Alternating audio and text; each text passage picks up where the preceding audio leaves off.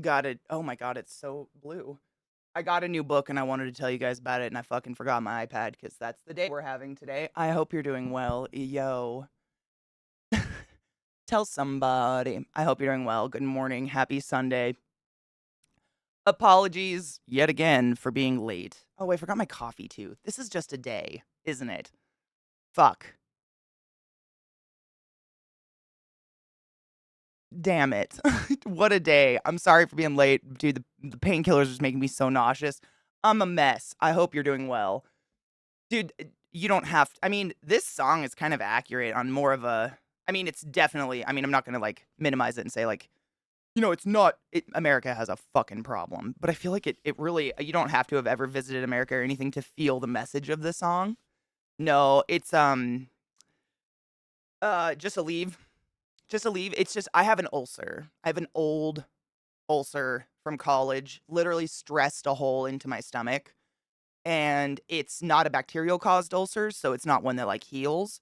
And so if I take painkillers on an empty stomach, they just stick to the wall of my stomach and burn and they make me hella nauseous and I have cramps. So it's like I wake up, pain, take some painkillers, nausea, try not to puke up said painkillers,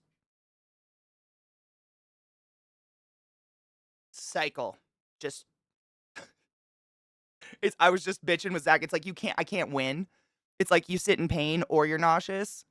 You can't win. And I was telling him I'm like I feel so like this is I feel terrible because like I feel bad streaming because I feel like I'm just sitting here bitching all day. I'm really boring. I'm not entertaining. What the fuck is anyone doing here? But if I don't stream, I feel bad too.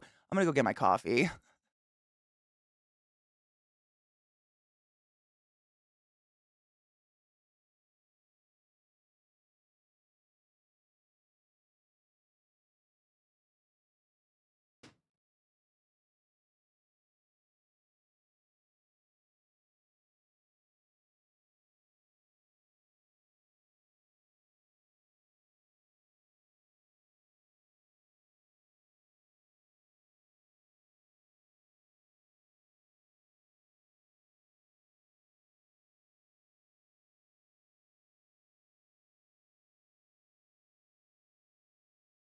Okay, I'm better now.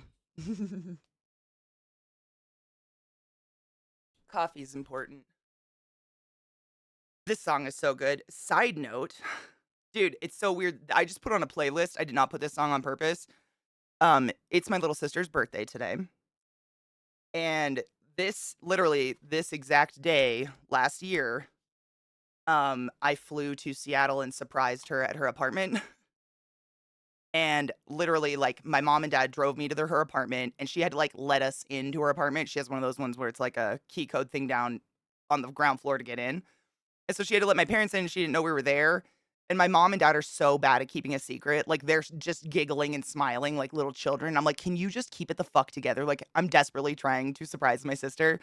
And I had this exact song queued up on my phone.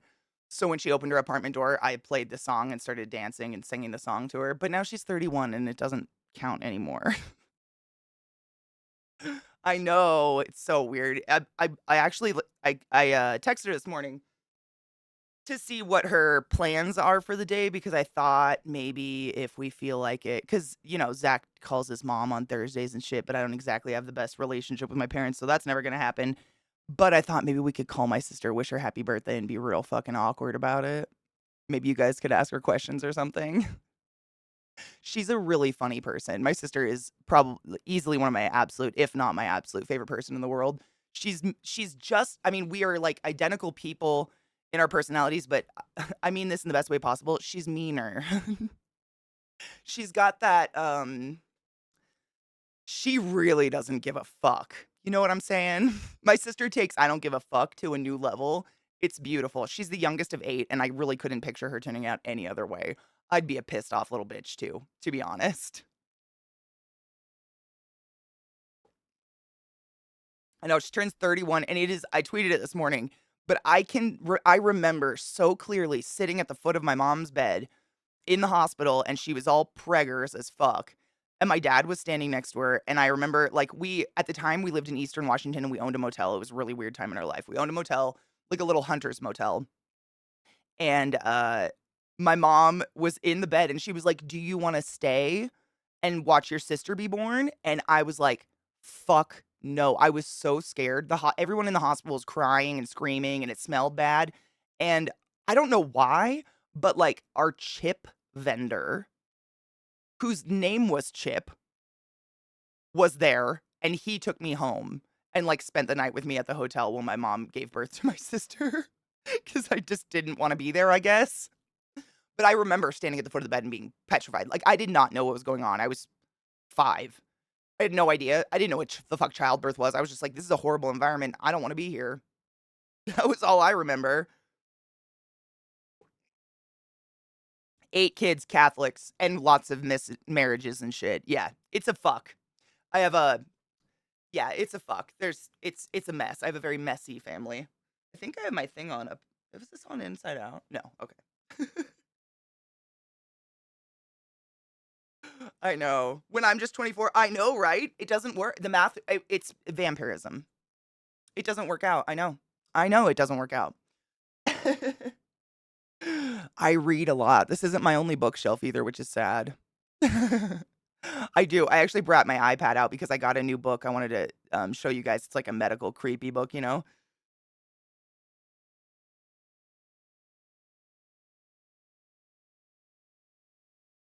I'm okay with you guys thinking I'm 24. I've never been weird about I don't think I'll ever be weird about my age. I don't know. I grew up around a lot of women who were like very like getting old is the worst thing that could ever fucking happen to you in your life. Like you guys know, I've told you stories about my aunts who are all plastic surgery plumped and plucked and lasered. And like looking at my aunts who have had, tens of thousands, if not hundreds of thousands of dollars of plastic surgery done, and then looking at my aunts who are just aging naturally, I'm cool. I'll just wrinkle. They look creepy. They look like porcelain dolls. Yeah, oh yeah. Lots of like my bio dad had 2 daughters before he married my mom. Then he married my mom and had me and my sister, and then my mom married my stepdad, and I got 3 brothers, and then I had 2 cousins who their dad and mom didn't want them, so they were raised with us. That's the 8 kids. It's a lot. My mom wanted 12. Like she was the mom who would have taken in any kid ever. Like she couldn't she's crazy. She's insane.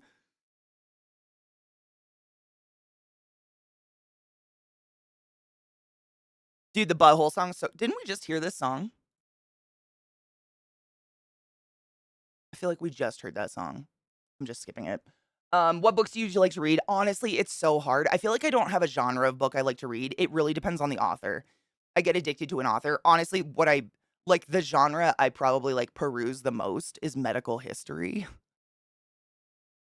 Because it's fucking fascinating to me. I love that stuff. I have a medical degree and I just reading about like where surgery came from and like the people that used to steal bodies out of graves and shit like that. I don't know. I find it very fascinating. I read a lot of that kind of stuff. Most of the books behind me right now are like reference books, medical reference books, manuals, D&D books, dictionaries, shit like that. Because it's really hard. Like I could say I really like a occult kind of like thrillers, like suspense horror thriller books, but I don't wanna say that because half the authors out there that write those types of books fucking suck, and I don't wanna read them.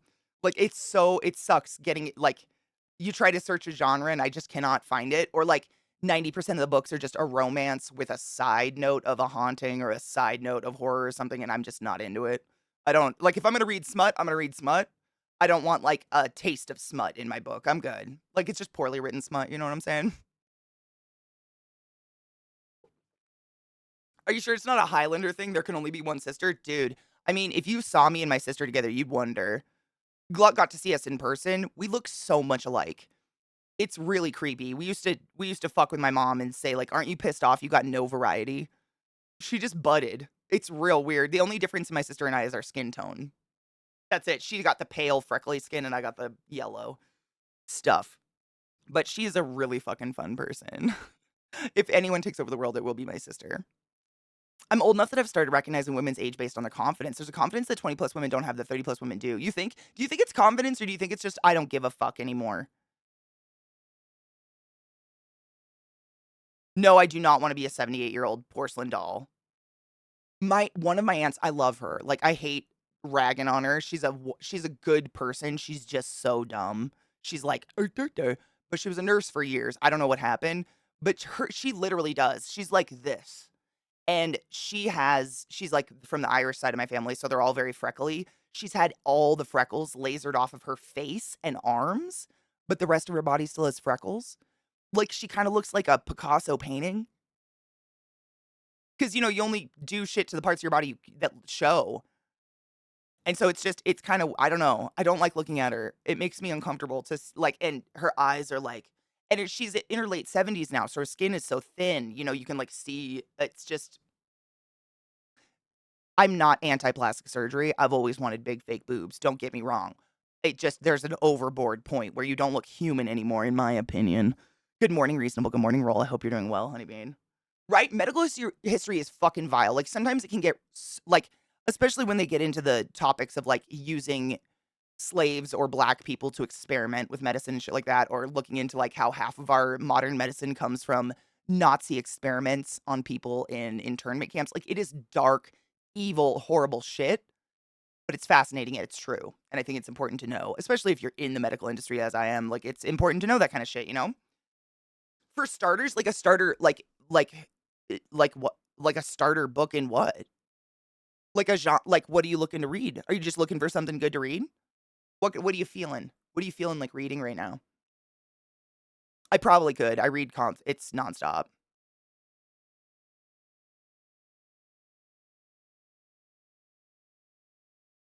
Oh my god, Yeet, that bird is beautiful. The fuck is that?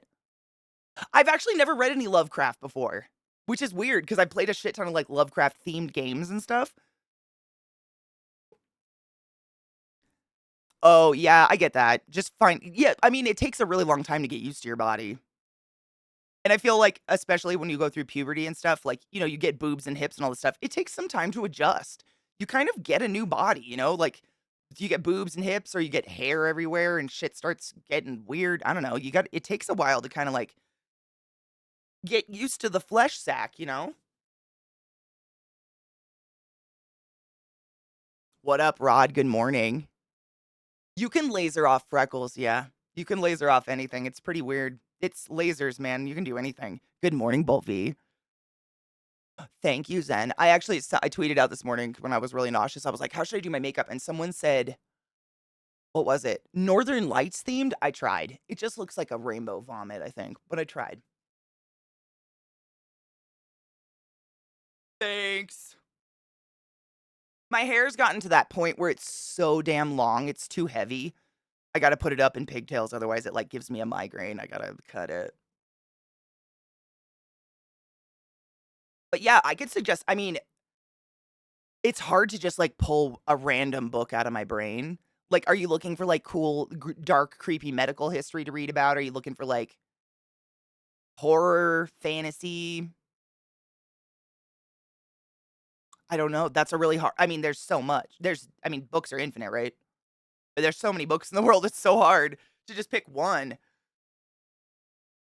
I know dude, it's a clown stream, you know better than that. I Googled it. I was like, "Are you fucking with me right now?"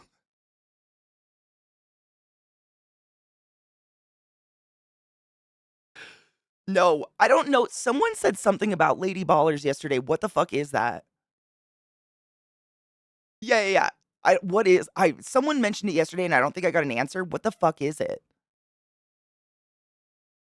It's a bad I don't know. I have no clue what it is. I'm seriously in the dark. I have no idea.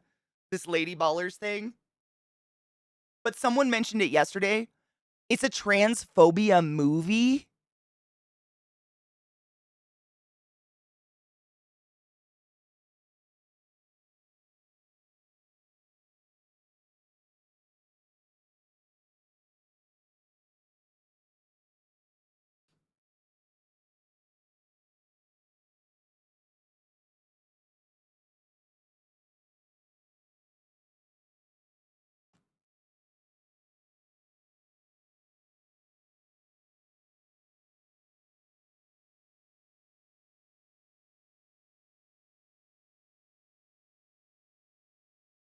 I'm really glad you guys brought it up because I'm glad I know what the fuck it is now, but gross. What studio made that? Good, Glut. I'd fucking report it too. What the fuck? What is going on? The Daily Wire? Gross. Gross. So I mean, not that I want to talk about something like this, but it's basically a bunch of people who dress up as women to like, are they trying to prove a point against trans people or something?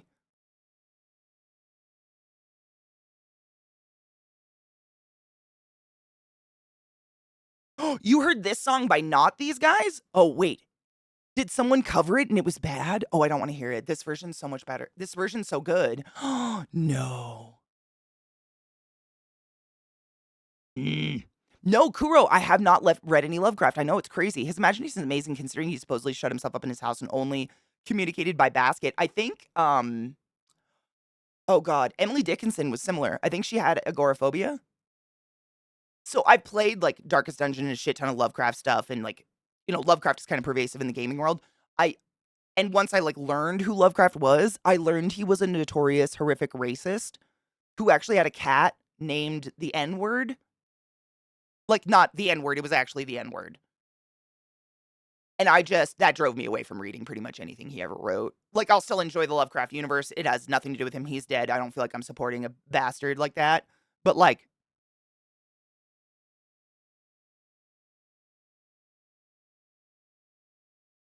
what a name for a cat. Yeah.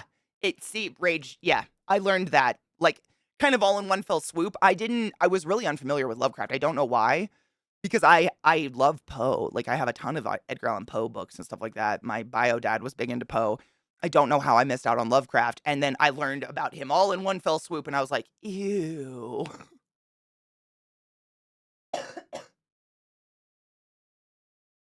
Transphobia was not invented in the US. Who the fuck said that? Ew.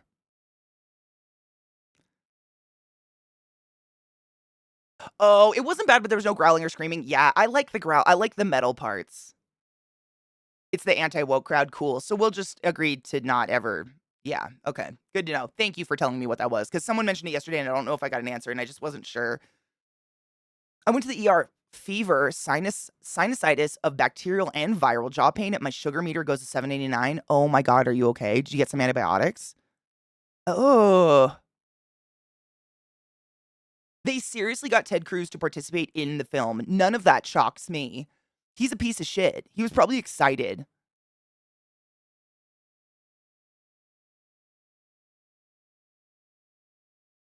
Oh, no shit. I watched a wonderful channel that does animated retellings and discussions of myths and stories and stuff. She covered a Lovecraft story. Oh, and that's how you learned about it?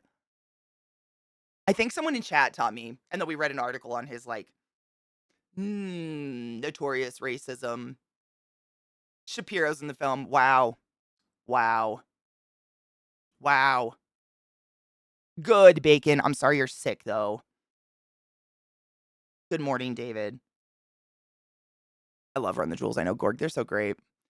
My friends and I play Actung Cthulhu, which takes place during World War II. So we chase Nazis who are looking to collect occult artifacts to help them win the war. Fighting demons and Nazis is very satisfying. Yep, I'd get that. I could see how that would be nice. Oh, dude, that's awesome. I love their stuff. Do you know the channel? Because I watch a channel like that too. It's oh my god, it's every once in a while I watch him. He doesn't do a lot of channels, but he does like, oh god, it's like the origins of, and he'll do like the origin. He does really cool ones. Like he did the origins of Zagreus from Hades. Like he does the origins of kind of more obscure characters. Like he breaks down like where the fuck did the character of Zagreus came from? Where did he come from? Came from? You know what? You know what I mean.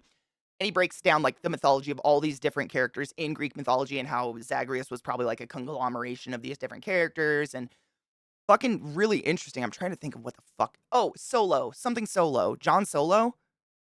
I think that's crazy that I remember that. I think his channel's John Solo. I think that's his name. If you want to check him out, but I like listening to people talk about stuff like that because it's fun. I don't know. Mythology is fun. It's like fun history. It is Overly Sarcastic Productions. I wanted to see if I follow them.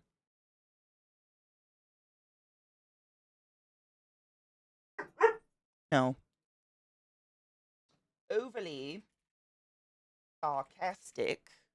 Boom. Do I follow you? I don't. Following now. Hell yeah, I love listening to stuff like that. Smart people just doing smart shit. It's fucking fun.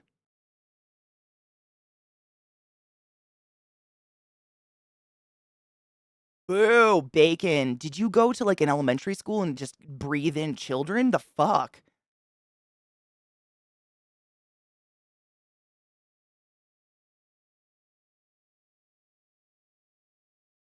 One of the creators is obsessed with history and architecture, and the other is focused on storytelling and myths. Fuck yes.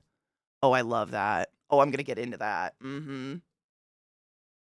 Saronlin, not nearly as bad. I'm just nauseous from the painkillers. Thank you for caring, though.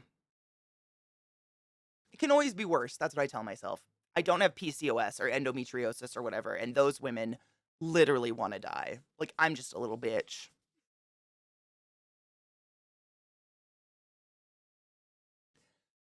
Um, I love like, it's weird. I remember being in high school and in college a lot of the time, and I actually fucking hated history.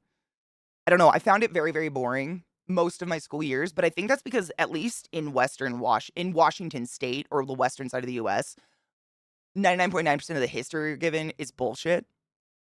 It's like, "This was the Oregon Trail, and here's all the happy white people that definitely didn't genocide a bunch of Native Americans as they traveled across the US and settled on this side, and Sacagawea totally wanted to go."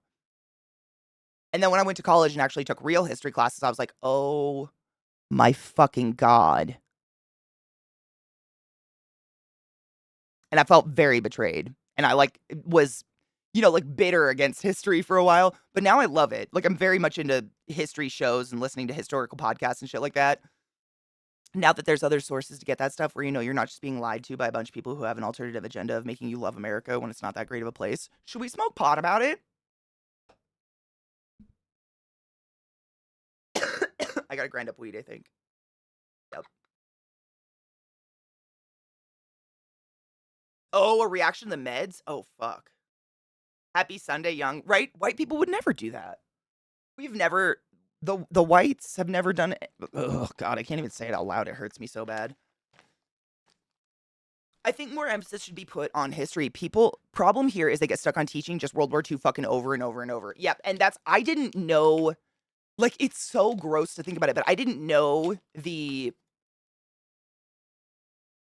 like to this day, I'm 35 and I still fuck up World War I and World War II because I wasn't taught any of it. I had to pay in college to learn about that shit. Like anything other than, yeah, we shot some fucking Nazis. That was it. I literally wasn't taught shit. And it's just, it was like, it's sad that in America you have to shell out and go into existential debt to just learn some true things, I guess. You know the difference between Germany and the US? Germany's actually ashamed of their history. I mean, I'm ashamed of America, but I get what you're saying. Yeah. Can you tell me a little about what really happened? Those hyped ones are the only ones I know. What do you mean? In terms of like the Oregon Trail? Like what the Oregon Trail really was. It was white people moving across the US, but they would steal women and children from tribes, murder people for their food, spreading diseases, shit like that. Sacagawea or Sacagawea or however the fuck you actually say her name, she was like a 14-year-old girl who was kidnapped from her tribe and raped and impregnated by Lewis or Clark or one of the two, and they stole her to use her as a guide on the trails because they didn't know where the fuck they were going and they kept going in the wrong direction and just moving in circles. So they literally kidnapped her, raped her up, pregnant. I mean, it's just it's horrific. It's horrific.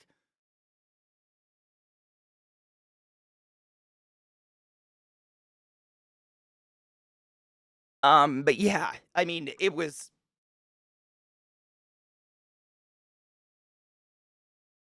yeah. That's I mean, literally you could go into details, but it's just repeating that same kind of thing over and that same like instance over and over and over again. It's basically white people thinking they're entitled to a whole bunch of land that isn't theirs and killing people that say no.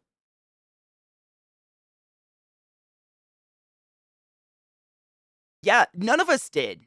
None of us learned the truth because why would they I mean, ugh, it's upsetting. And now they're moving more and more towards whitewashing even more of history, which is crazy. The more interesting stuff about World War II is how the Nazis infiltrated our own government and helped aid the existing fasci eugenicists already in the US. Wow. Not shocking. Like the numerous American inventions propping up dictators because they couldn't stomach communist countries in South America. Yeah. Yeah.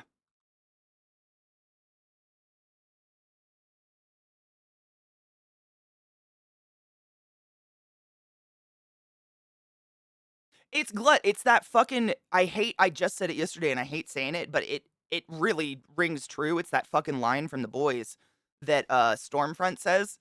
She's like, "Everyone loves everything I'm saying. They love me. They just don't like the word Nazi anymore." It's too true. Like, you can call yourself whatever the fuck you want. If you're a racist piece of shit, you're a racist piece of shit.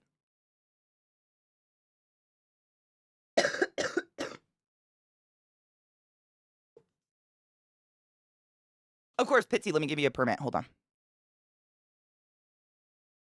There you go, boo.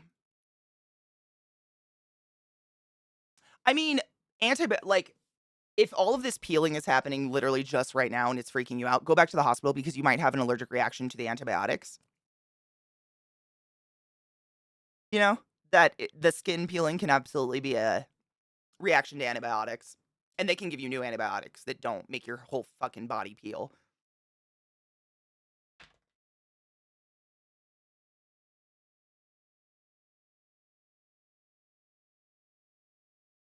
But didn't you say you're on a bunch of different stuff?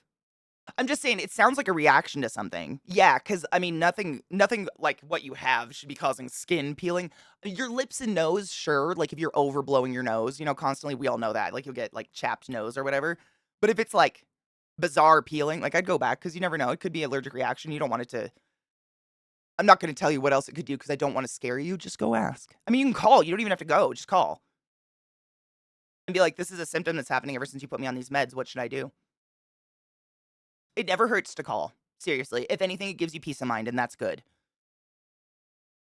In July 2007, a BBC investigation reported the Prescott Bush, father of the U.S. President George H.W. Bush, and grandfather of then President George W. Bush, was to have been a quote-unquote Katie? Key liaison between the 1933 business plotters and the newly emerged Nazi regime in Germany. Fucking scary. One of the weirdest, like, I hate talking, I mean, this is a weird conversation to have talking about Nazi shit, but one of the weirdest, like, Nazi facts I learned later in life was that Coco Chanel, like, I think designed the Nazi uniforms and, like, dated some of the highest ranking SS people. Like, she was a piece of shit. Coco Chanel's a piece of shit. And I wore that perfume. Like, Chanel Chance was my smell for like 15 years of my life. I had to toss that shit real fast. I was like, oh my God, it's Nazi perfume. What the fuck? I know, Vyada, it's fucking shitty. I love that perfume too. But damn, if I'm not out here gonna fucking wear fuck that shit. Fuck that shit. Where's my do I not have a lighter? I just loaded a bowl. No.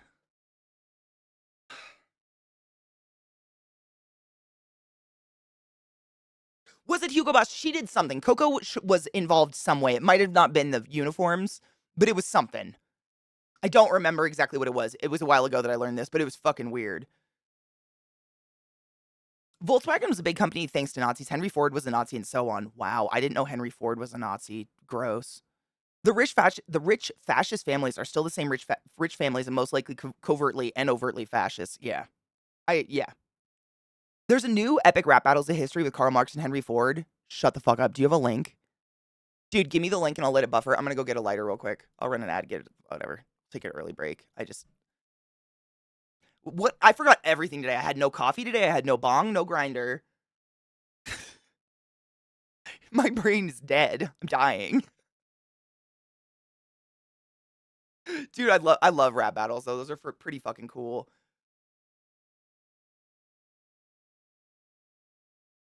Fucking bless you, Glut. If you've never seen epic rap battles, they're incredible. You're in for a fucking treat.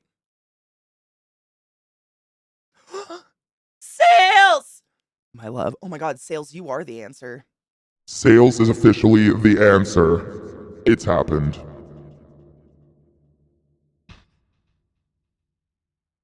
Thank you for summoning the class, keeping the class alive, and giving it swings for 42 fucking months. Answer to the universe. I appreciate you and love you. Thank you, love. Yeah, the Tolkien. That I think that's literally the last one we watched was Tolkien versus J.R.R. Martin. I think that's literally the last one we watched. That's hilarious that you mentioned that.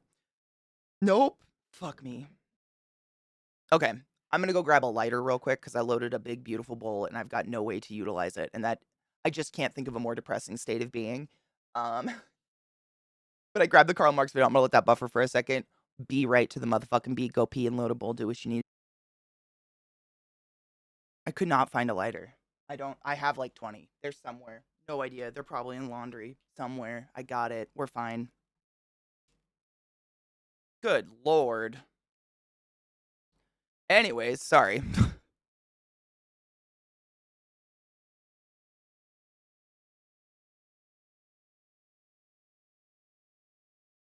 Oh my god, you guys are still talking about that shit. Yeah, I don't know anything about this stuff. Okay, let's watch this. I want to watch this video. Well, I'll let the song finish. I got a new book on my Kindle. That's a new like medical history book because I'm sick and I like reading those. It's literally called The Ice Pick Surgeon.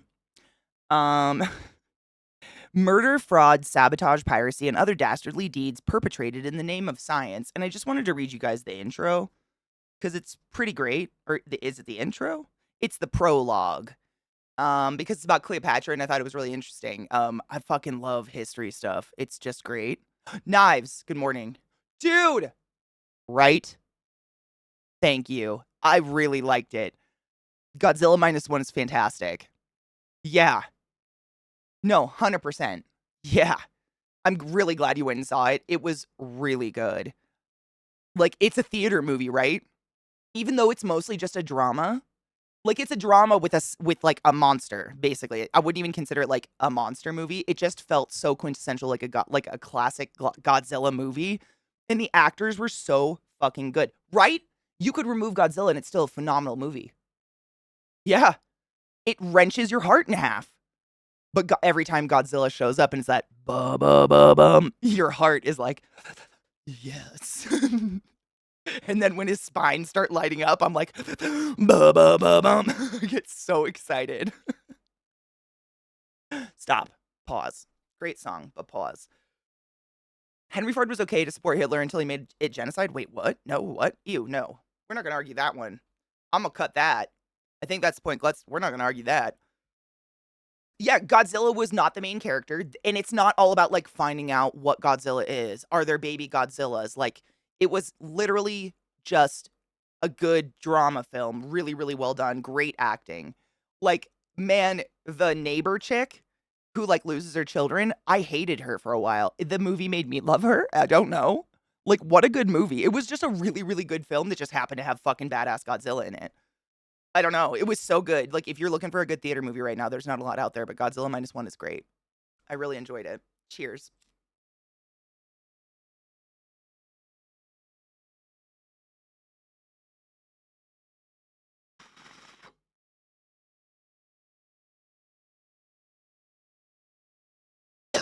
Right, so get this, Knives. Um, when we were watching, like his cool, like his like explosion-y thing, I've never cried at a Godzilla movie either. I cried twice. Yep. The end. What the what's that? What is that? What's that? What was that? No spoilers. What was that? But I saw it with Zach, and when Godzilla like sets off his fucking cool like ray thing, and it's essentially a nuke. Like, Godzilla has a nuke in his brain or something.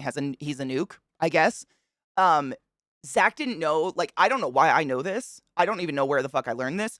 But when a bomb goes off, like it pushes out and then it sucks back in. You know what I mean? Like the air, the heat of it. So when it goes off, like everything blows out essentially, and then gets sucked back in, and that's why you get like that mushroom cloud and the blowout on the bottom. But I don't know why I know that or why. It was such a fucking everything in the movie was really well done. All the little minute details like that. Like, I think it was really apparent when he goes to find the woman with the baby. Like, she's gone to her job, and he goes to find her, and she pushes him into the alley, and, look, but you see it actually, like, pull and push, and I don't know what the fuck that is. Like, I don't know anything about nukes or anything, but I knew it did that, and I don't know why. I feel like I watched a special on it or something. I must have watched something because I knew that they did it. I just could not fucking remember. The whole mythos of Godzilla is he's born of radiation, right? And that's they kind of touch on that in the movie. If you go see Godzilla minus one, like I said, you could really eliminate Godzilla from the movie and it's still a really, really good movie.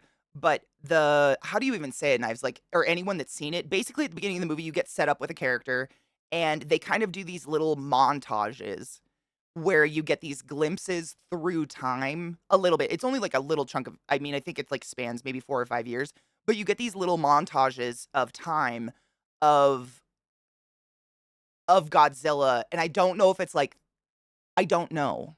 I don't know. I don't wanna say anything else. I don't wanna spoil the movie. I want you guys to all go see it so we can talk about it. It's really good. It's really well done. Oh, Coco supported Hitler's land grab. Was that it? I cannot fucking remember what the fuck I know she was involved somehow or dated someone higher up or something. I couldn't remember. It was a while ago.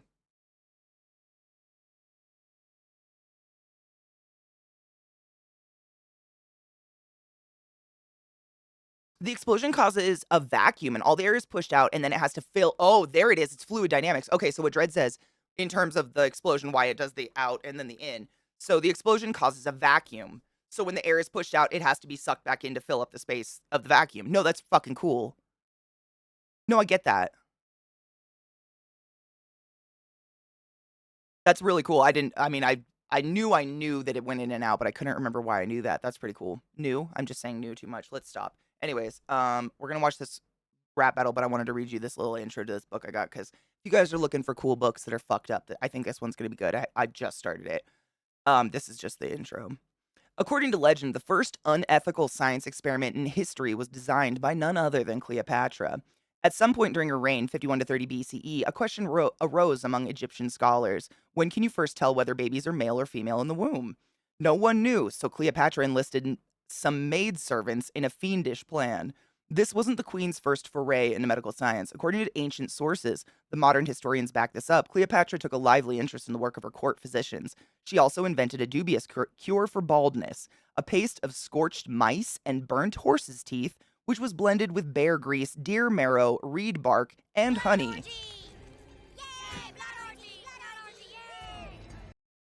Thank you for the raid. Welcome, Raiders. What up, Green Days? We just took a hit. Cheers, Honeybean. Um, fuck.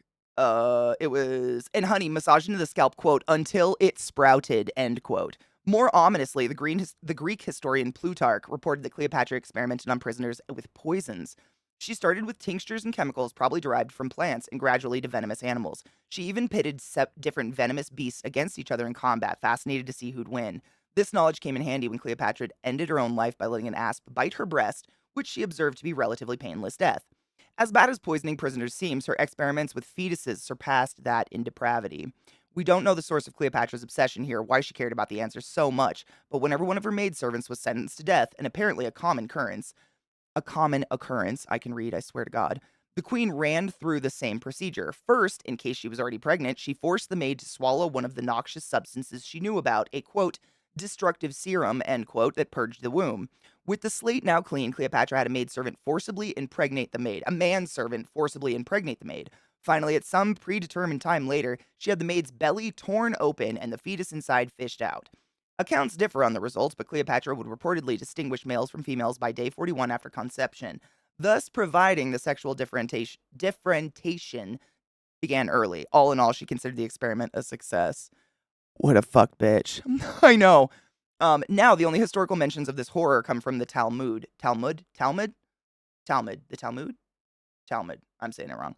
And on the face of it, the accounts are suspect. Cleopatra had scores of enemies who spread propaganda about her, and it's hard to think of a story that would demonize her more effectively than this. Furthermore, according to what doctors now know, the results don't make sense. 6 weeks after conception, fetuses have eyes and a nose and little finger nubs, but they're only a half-inch long and don't have genitals, making it impossible to distinguish males from females. Genitals form during week 9 when the fetus is 2 inches long.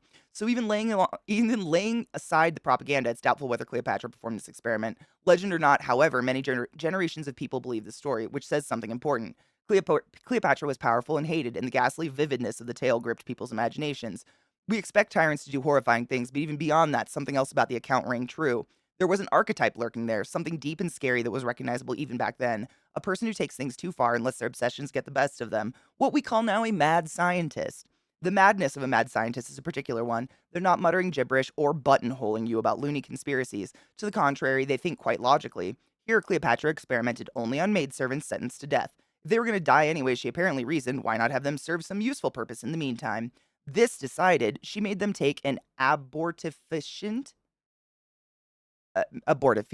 weird word, um, to ensure that any prior pregnancies didn't confound her results. She then recorded the exact date of the rape insemination to nail down her answer to the day. If we judge this solely as an experiment, Cleopatra did everything right. Judged by every other standard, of course, Cleopatra did nothing right. She grew so obsessed, so blinkered, that she abandoned all notions of decency and compassion, ignoring the gore and the shrieks of pain, pushing ahead no matter the human cost. No, what makes mad scientists mad isn't their lack of logic or reason or scientific acumen. It's that they do science too well to the exclusion of their humanity. Holy shit. That's just the prologue. She didn't fuck around, man. She's fucked. And then's the introduction. That was just the prologue. That's not even the book yet, man. I'm really it's called The Ice Pick Surgeon. I think it's going to be pretty interesting. I love reading books where it goes over just like, cuz you think about it in terms of today, we're still doing this. Experimenting with new medicine, new procedures, doing it on rats and mice and then other creatures and then humans, and that's literally what they were doing back then. And when we look at it now, it looks crazy and sounds crazy because they're like charred mice and horse teeth. But I mean, in some thousand years, what we do today might seem crazy. I don't know. It's interesting to me. My brain goes there. Kendo, that's kind of what they incorporate into the movie a little bit. Because I was trying to think. There's a part. It's an atoll. I think is what it's called, like ATOL. But there's a part in the movie where it shows them experimenting with bombs like out in the ocean. And then it'll show, like, a weird clip of, like, something underwater kind of, like, oozing and undulating or something. But it kind of incorporates those in there, which was cool. She also murdered her own little sister. Fabled, I didn't know any of that shit either. I knew about the snake, but that was it. 2,000 years later, and people still talk highly of her despite the fact that she was nuts. Atoll, is that what it is? ATOLL, is that what it is? Bikini Atoll, that's literally the one. That was the one they had in the movie. Yeah, that's the one they were talking about. And then it showed, like, and I don't know if that was supposedly, like, it wasn't the birth of Godzilla, because they already showed a scene with Godzilla, like, as a smaller Godzilla, but I think it was showing, like, maybe how Godzilla got irradiated or something. I don't know. I don't know. It's at the very beginning of the movie, not a spoiler. You should watch the movie. That's where they tested the nukes? Okay, see, this is what I'm saying. Like, I actually did go when I was in Hawaii, I went to where they tested a nuke or where a nuke went off or whatever. I can't remember what it was called, but there's a name for it. Basically, it's like a partial circle of land. It's basically the crater where the bomb went off. And there's a famous one pretty close to Maui that is fucking gorgeous. Phenomenally gorgeous because it's turned into a beautiful reef at this point with really unique animals and plants living in it. And I saw like a live octopus and shit like that. It was fucking sick. But it's sad that the only reason it's there is because of a fucking bomb. Is that literally why they call it Bikini Bottom? Jesus Christ.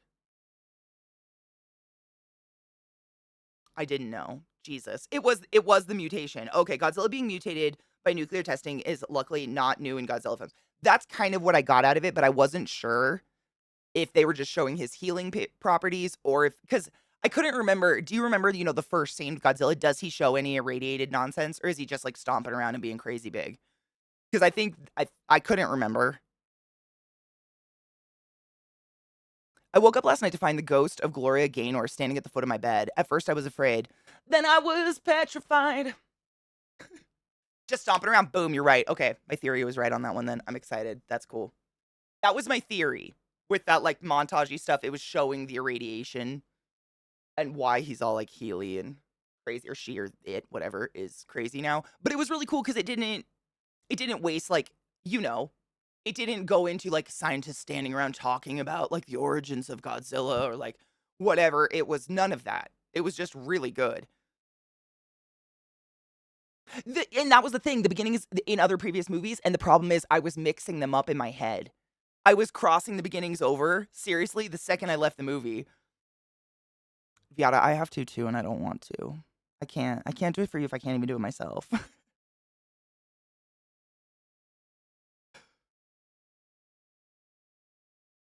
I never thought about Bikini Bottom Pitsy. I feel very stupid. Let's watch this rap battle. Anyways, that was Ice Pick Surgeon. If you guys want me to read it, I love reading books on stream. Shit like that, like talking about medical history is fascinating. But I don't have to. I read them on my own anyways. But it seems like it's gonna be a dark one. You know, starting off, the one I was just reading from, it's called The Ice Pick Surgeon. The one I was just reading from with the Cleopatra shit.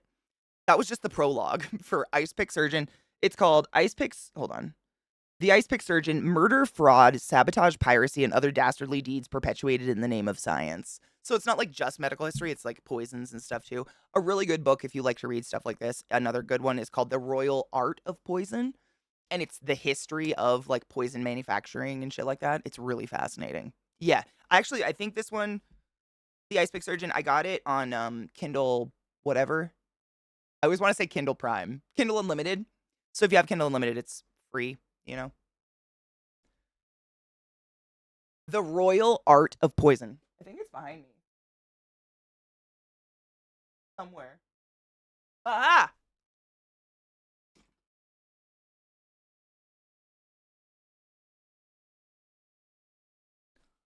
Le Royal Art of Poison by Eleanor Herman. It's a very good book.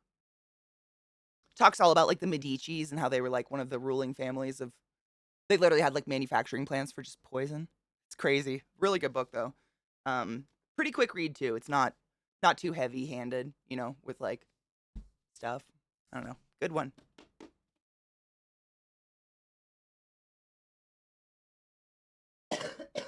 The perks to having my bookshelf right behind me. Thank you. Yes, that's it. Boom. The Royal Art of Poison. It's great. It's a good book. It was entertaining. Like I don't read books that read like manuals. You know, I'm not now I do have some that are like actual medical reference manuals, but most of the books I read them because the author's really good and they're interesting and you know. Oh my god, it's got a new cover. The Royal. Oh my god, they made it weird. Those are the two books. Thank you, Knives. Yes, they're fantastic. I mean, Ice Pick I just started, but the Royal Art of Poison I've actually read twice. It's really good. Instacart's pretty great in the wintertime. Yeah, just always make sure to tip. This is one of the few times I wish we lived closer to town so we could do grocery delivery. Yeah. Mhm. Well, could you do Amazon? It's not same day, but usually it's next day. And like what is it called? Amazon Fresh or whatever? You might be able to do that, Viata. I mean, I'm sure you can get Amazon delivery. Like they deliver all your groceries in like temperature controlled bags and shit. It's pretty fucking nice. And oftentimes a lot cheaper than a grocery store. Hello, Donna Love. I hope you're doing well. Thank you, Green. Someone on Twitter suggested two people suggested makeup looks. One person suggested a clown. How dare you? And another person suggested Northern Lights. So I tried to do like a Northern Light gradient kind of, but I've got hooded eyes. Like when I open my eyes, you barely can see my eyelid at all. So it really takes away from a lot of it. But I tried.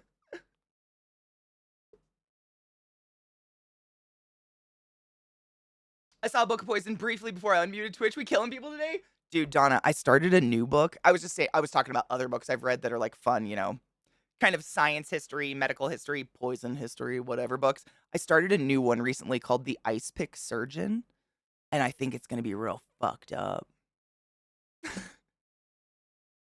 Like real fucked up. But that book, the poison book, if you guys like reading books that are just, you know, historical kind of the darker side of history that we don't really get taught in school, the Royal Art of Poison is really good. All right, cheers, and let's watch this rap battle. So this is the rap battle between Henry Ford and Karl Marx. I'm kind of excited. That was fucking great. Your niece and nephew were sick? I woke up very early after only a few hours of sleep. Those kids are some of the very few people. Aww. Aww. It's probably fun though. Kids make holidays way more fun. They're so excited. Everything's so new, you know? Dude, seriously, bless up on that. That was fucking amazing. They're incredible. I I'm just so happy they're still making videos. I'm gonna I am still subscribed to their channel. I wonder how long I've been subscribed to this channel. That's crazy. Dude, Viata! Grind some weed, Jesus. Yep, I agree, Donna. That was when I did get to see my nieces and stuff. It was fun when during the holidays because it felt like renewed because they still have that magic of Santa and stuff, and it's fun. Shut up. It's,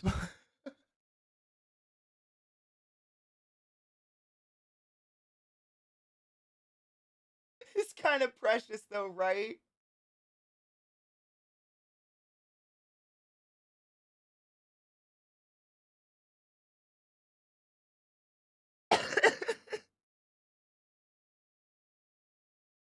I kind of like the new bong. I don't know if I'd use it, but I'd keep it on a shelf somewhere.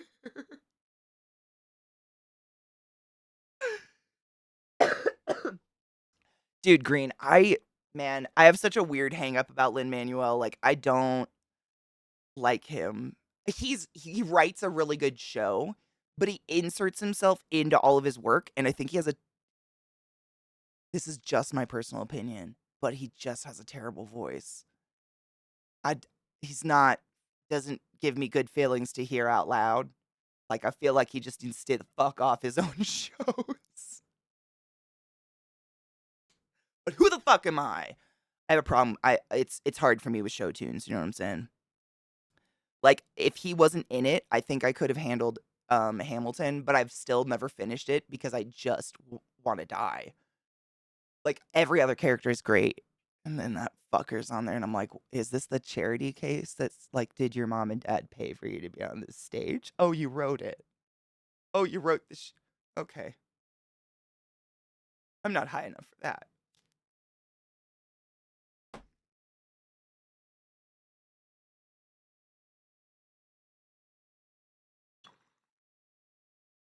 Kendall, you know what I think it is? A big part of it?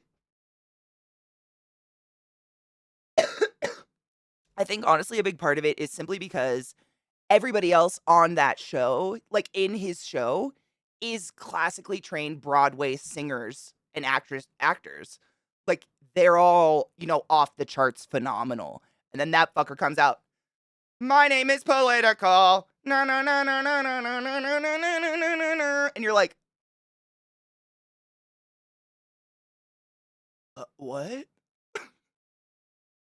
What happened? I think it's that. Like, if he was on stage with a bunch of people his level, it probably wouldn't have stood out so much. But he just felt very sore thumb to me. And every time he was on, but a lot of the show was great. Like, the King and shit. And the writing's phenomenal. I mean, I'm pretty sure he wrote Encanto, which is one of my favorite of the newer Disney movies. It's really well done. I think it was Encanto he did. He wrote the music. And the music's phenomenal. Like, he's a good writer. I kind of feel like he's a case of like he wrote the show to put himself in it or something. I don't know. And Moana, yeah, he's great. There you go. Yeah, he's a great writer. I just him. Well, Moana's okay. What can I say except you're welcome? Is the It's not the worst, but I'd much rather talk about Bruno if you know what I'm saying. I hate that song, but the rest of it's pretty good. Shiny's great, dude. What's his name? Jermaine something. Yep, Jermaine, exactly. He's fucking hilarious. And he's actually Jermaine Clement. Yep. He's got a great voice. Like his voice is phenomenal. He's good in anything he does. I'll just stand by that. Jermaine's phenomenal. I'm a big what was that HBO show? Flight of the Concords. That show was great. I watched that all through college. Like I very much love Jermaine Clement. He's fucking hilarious. And he does such a good job. That song, I mean, all the other songs are honestly not bad. I love them. The end scene of Moana makes me cry every fucking time. I know your name. Every time.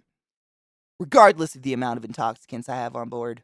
Every time. But man, what can I say except you're welcome? I mean, I guess they had to write within,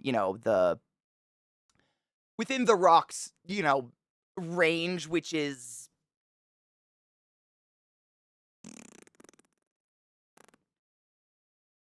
a little bit of a dick fart. So I kind of get it. But I'd rather talk about Bruno, you know what I'm saying? Shiny's great though. Jermaine's amazing. CJ, thank you so much. I turned the fucking alerts down because we were watching that goddamn video. Fuck. Thank you so much for subbing to class, keeping the class alive, and giving it swings so fucking long. I appreciate you. So we did the math because Kendo's a genius. I got partnered while in the theater watching Rogue One, which came out in 2016, right? So 16, 17, 18, 19, 20, 21, 22, 23, 8-year. This December 21st will be my 8-year partnerversary, and that's wild. Wild. Thanks, Doc. I was so nauseous this morning, I just sat here and, like, heaved and did my makeup. But it ended up pretty okay. If I get loaded and watch Moana, I'll cry. We want to watch? I'm gonna burp. Thank you. Ooh, you're gonna see Godzilla? Dude, it's really good. Knives went and saw it and agrees, and Knives is probably the most hardcore Godzilla fan I know. Like, if anyone was gonna tear that movie up a new asshole, it was gonna be Knives, and Knives very much enjoyed it. That's another good review. It's good. I really liked it. You will cry. Are you having a happy period?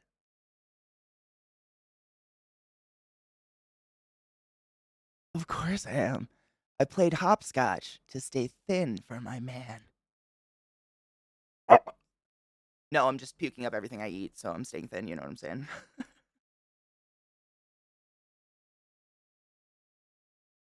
Fucking Christ. Stop. Music. No. Mm, I'll slit you. Computers. Never a fan. Yeah, CJ. There's it's a remake. It's just a new version of a movie that's come out three times before. It's basically Godzilla. It's like the Godzilla movie, but it's Godzilla minus one, and it's in theaters right now. And if you're just looking for a dope theater experience, it's really good. Like it's odd, but you could eliminate Godzilla from the movie and it'd still be a phenomenal movie. Godzilla's just like icing on the cake. It's really good. Yes, I have Yoshi. That song that is a fucking good clip. He can write, but his rapping singing is always way under the level of his co-stars. Yeah. Which I mean it says something like he's getting amazing people to sing his songs and do his shows with him, but it's like, man, it's just you got to stop. Yep, me literally like I'm easy to please. I like a good action movie. I love a good drama and I love a good action movie, and when you put that two together, like it was well done. It is subtitled. The whole movie is subtitled. Just warnings. I mean, unless you speak the language, which would be phenomenal. Good for you. But it is subtitled, so if that's something you can't handle, honestly, I love that on a big screen. It's so much easier to like read the subtitles and get what's going on in the show. But it's one of those movies where there's not a shit ton of dialogue. You know, it's a lot of just quiet exposition and stuff like that. So I didn't feel like I was like drowning in reading or anything like that. Thank you. You guys are being so nice about the makeup. Someone said I tried to do like Northern Lights. It ended up very by Pride, but I'm into it. I think it's because my lighting and my skin tone, there's actually green all along the bottom, but because my skin is green, it just absorbed it. Like you can barely see it on the inside, but there's like emerald green. My skin just ate it. I'm looking at it. Yeah, it just literally ate it. Cool. Cool. I love being green. You can barely see it. It's a lot richer in person. Well, I guess to me. Maybe not in person, but thank you. I quickly become obsessed with Flight of the Conchords. My best friend showed me me too. Bowie's in space, and then Too Many Dicks on the Dance Floor got me. You don't. I mean, every movie that involves Godzilla or another monster in general always, almost always, is gonna focus just completely on the monster and have some side plot. But I feel like this movie very much the main plot is just about the main character and his tragic experience going through a lot of some fucking shit. And you're just following his kind of his life. And Godzilla just happens to be involved. It's amazing. Did your hair stand on end when the Godzilla music started? Because mine did every time. I might be an orc. I might. Made of aren't the orcs like elves that were killed and buried in mud and then, whatever. I know, CJ, this song is so fucking good. Don't worry, we've got the remedy.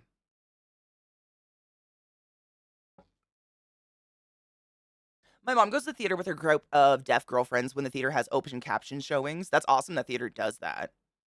Green, orc green, Shrek green. I've heard that being green isn't easy. It's a lifestyle, man. When I was born, they thought I had jaundice for a while, and then they did the biliary test, and they're like, "Oh no, your child is just yellow." Mom was like, "Oh, cool." Dude, Fox, this is one of my favorite things I've ever purchased for myself in my whole life. It's just like one of those long ass, like wrap kind of things. I don't even know what you would call it, but I got it on Etsy from like someone who makes their clothes like a small business seller or whatever. She hand makes all this shit, and the hood is like a witch's hood. That's the best part. But it's actually warm. I don't know. Very few things in this world actually affect my body temperature in any way, shape, or form, and I feel like this is one of the few that's actually kind of warm.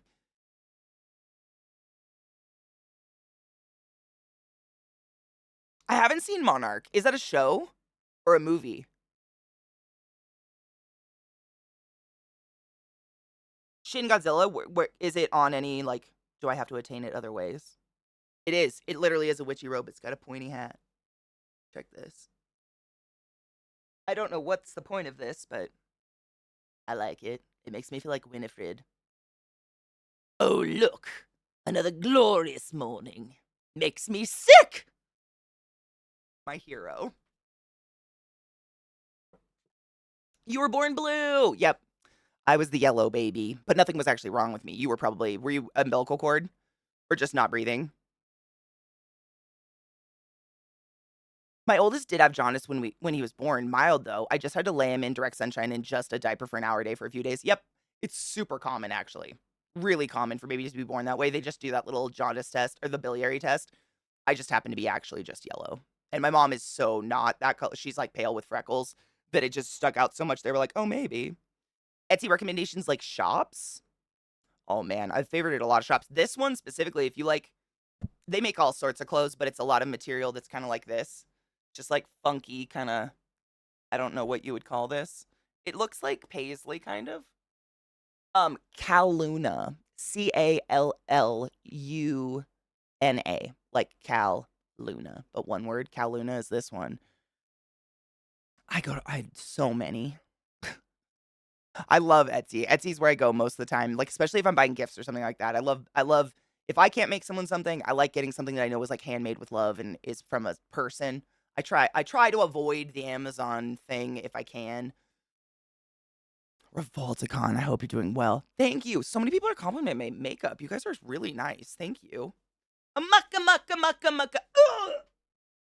My lucky rat tail just where I left it. I could go on. It's an illness. I need to cook food, but I can't be asked getting up. Dude, just like barrel roll to the kitchen. Fuck it. You know what I mean? Just you'll get there.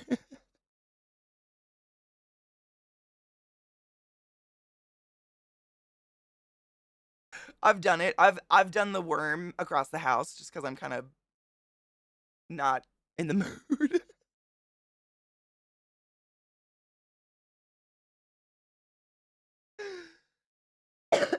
Yellow Z's, Anza! To the yellow babies, we're real and we matter.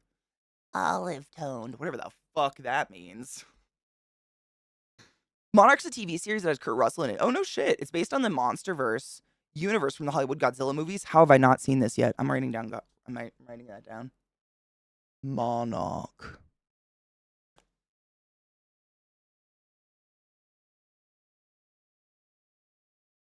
I feel like I don't know. I'm not ever suggested anything new on any of the like streaming platforms or anything. They just suggest the same old shit over and over and over. You guys are literally the best suggestion that's ever happened. I don't know what their algorithm is, but it ain't watching the same shit. This is why I can quote all of Hocus Pocus. Like, for fuck's sake, give me something new. It's just like a lip gloss. Pink is fun. It really depends on the shade of pink. That's the like. Thank you. I really like pink, but sometimes if it's like a warm shade of pink, like a peachy pink, it disappears in my skin. I gotta pick these like bluey toned pinks. I guess they're bluey toned, cool toned color wheels, right? They're the best. I love that Rolly cat so much. You want a gift card? Fuck yeah. Oh, dude. Seriously, this one's Caluna, but I mean, Etsy's great. What I suggest is if you're like, if there's something you need or you're looking for, clothes, anything, go on Etsy, search it, and make sure to just look at reviews. Just look at the reviews. Don't just look at the stars. Like, go actually look at the reviews because a lot of people post pictures of themselves trying the clothes on, so you can see like body types and how the clothes fit on different like real bodies, not models, real people. And then I've noticed a lot of the time, like, you'll be like scrolling Etsy and seeing thumbnails or whatever, and there'll be a really cool thumbnail. I'll go to the reviews, which are like 5-star reviews. The top reviews are all 1 stars saying like all the thumbnail images are stolen. This is like blah blah. So you just want to look at reviews. There's scummy people everywhere. It's rare on Etsy, but they're there. That's my best. Like the reviews are everything.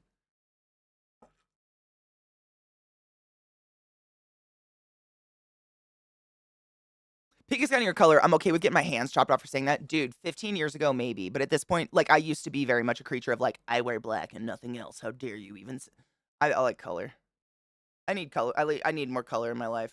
I try. I end up defaulting to black a lot, but I like bright colors. I need them. Especially in the land of Colorado where everything's brown. Just brown. Like, shit. Does Apple have a lot of good shows? That's one of the few things I don't have. John Goodman's in episode 1. Oh, fuck yes. I love you in blue hair, though. Honestly, Viata, it's beautiful. I feel like you have a neutral skin tone, so you can pull off either. I don't think I have a neutral skin tone. I don't know. Again, this olive yellow, the dozens of yellow babies out there. Um, Skin tone, like, you try to like, what's my range or whatever? What's my undertone? I'm yellow. Like nothing matches. So I have no idea. I don't think I'm neutral tone though, because if I have like when I've done red hair and stuff, I get compliments. Like you guys said it looked great. I felt so ugly. Like it just felt wrong. It looked gross to me. It looked weird. It felt like it like blended into my skin or something. Like it didn't actually, I'm not red, but it felt weird. I don't know. Like a warm color, like a orangey red. Like an orangey red, like that, like kind of this color. In my hair, I just didn't. I thought it looked really bad on me. I just, you know what I mean. You can get all the compliments in the world, but if you personally look in the mirror and hate the way it looks, it doesn't matter. And that's how it felt. Like I felt so ugly. It was weird. It was weird. I'd never felt that way before. And I've done like every fucking color under the sun to my hair. Bezabelly, honestly, that's where you get the real shit. That's where you get the real stuff. Honestly, real people doing real reviews of stuff. My biggest issue, I mean, I like that it actually says it nowadays, but there's a lot of websites out there where you go to the reviews and if the person purchased something because it was like they were given a gift card to buy it and review it, they have to say it was a promotion or it's an ad or whatever. Every single review says promotion. Like I've run into that a couple times. Like I will scroll and scroll and every single review says I was promoted and I can't trust that. You were paid. Me too. That was Me Too knives. And I think it's because like when I was a kid, my mom bought my clothes for me and she would buy like muted colors. I don't know how to say that. Like, like army green or pastels or something. And those kind of bright colors look terrible on me. And so I was like, "I just can't wear colorful clothes, like, they look horrible on me, all of them." I thought they did, because that's the kinda range my mom wears, she wears, like, khakis and stuff like that, her skin can do that, and mine can't. I learned I'm a vibrant, like, I have to wear, like, that color pink or, like, fucking red, orange, or something. It can't be a muted color for some reason, it just looks drab. I don't know, it's color wheel stuff is weird, it's like your brain knows it looks bad, but can't figure out why, and it's usually because something on a color wheel, which is odd. Brains know things. We do puzzles. This I know, any song that sounds like this reminds me of Dan, which honestly I'm not upset about, I love Dan.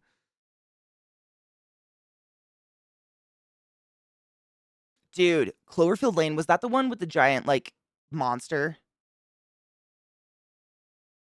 It was all, like, found footage kinda thing? Or was Cloverfield Lane a different one? There was a couple movies that came out with Cloverfield in the title at the same time, and it was very confusing. Yes, Ghetto, people were saying it's really good. If I could see you in real life in sunlight and artificial light, I would be able to tell you what skin undertone is. Unfortunately, that's, like, 9 there's, like, 9 of them, I know.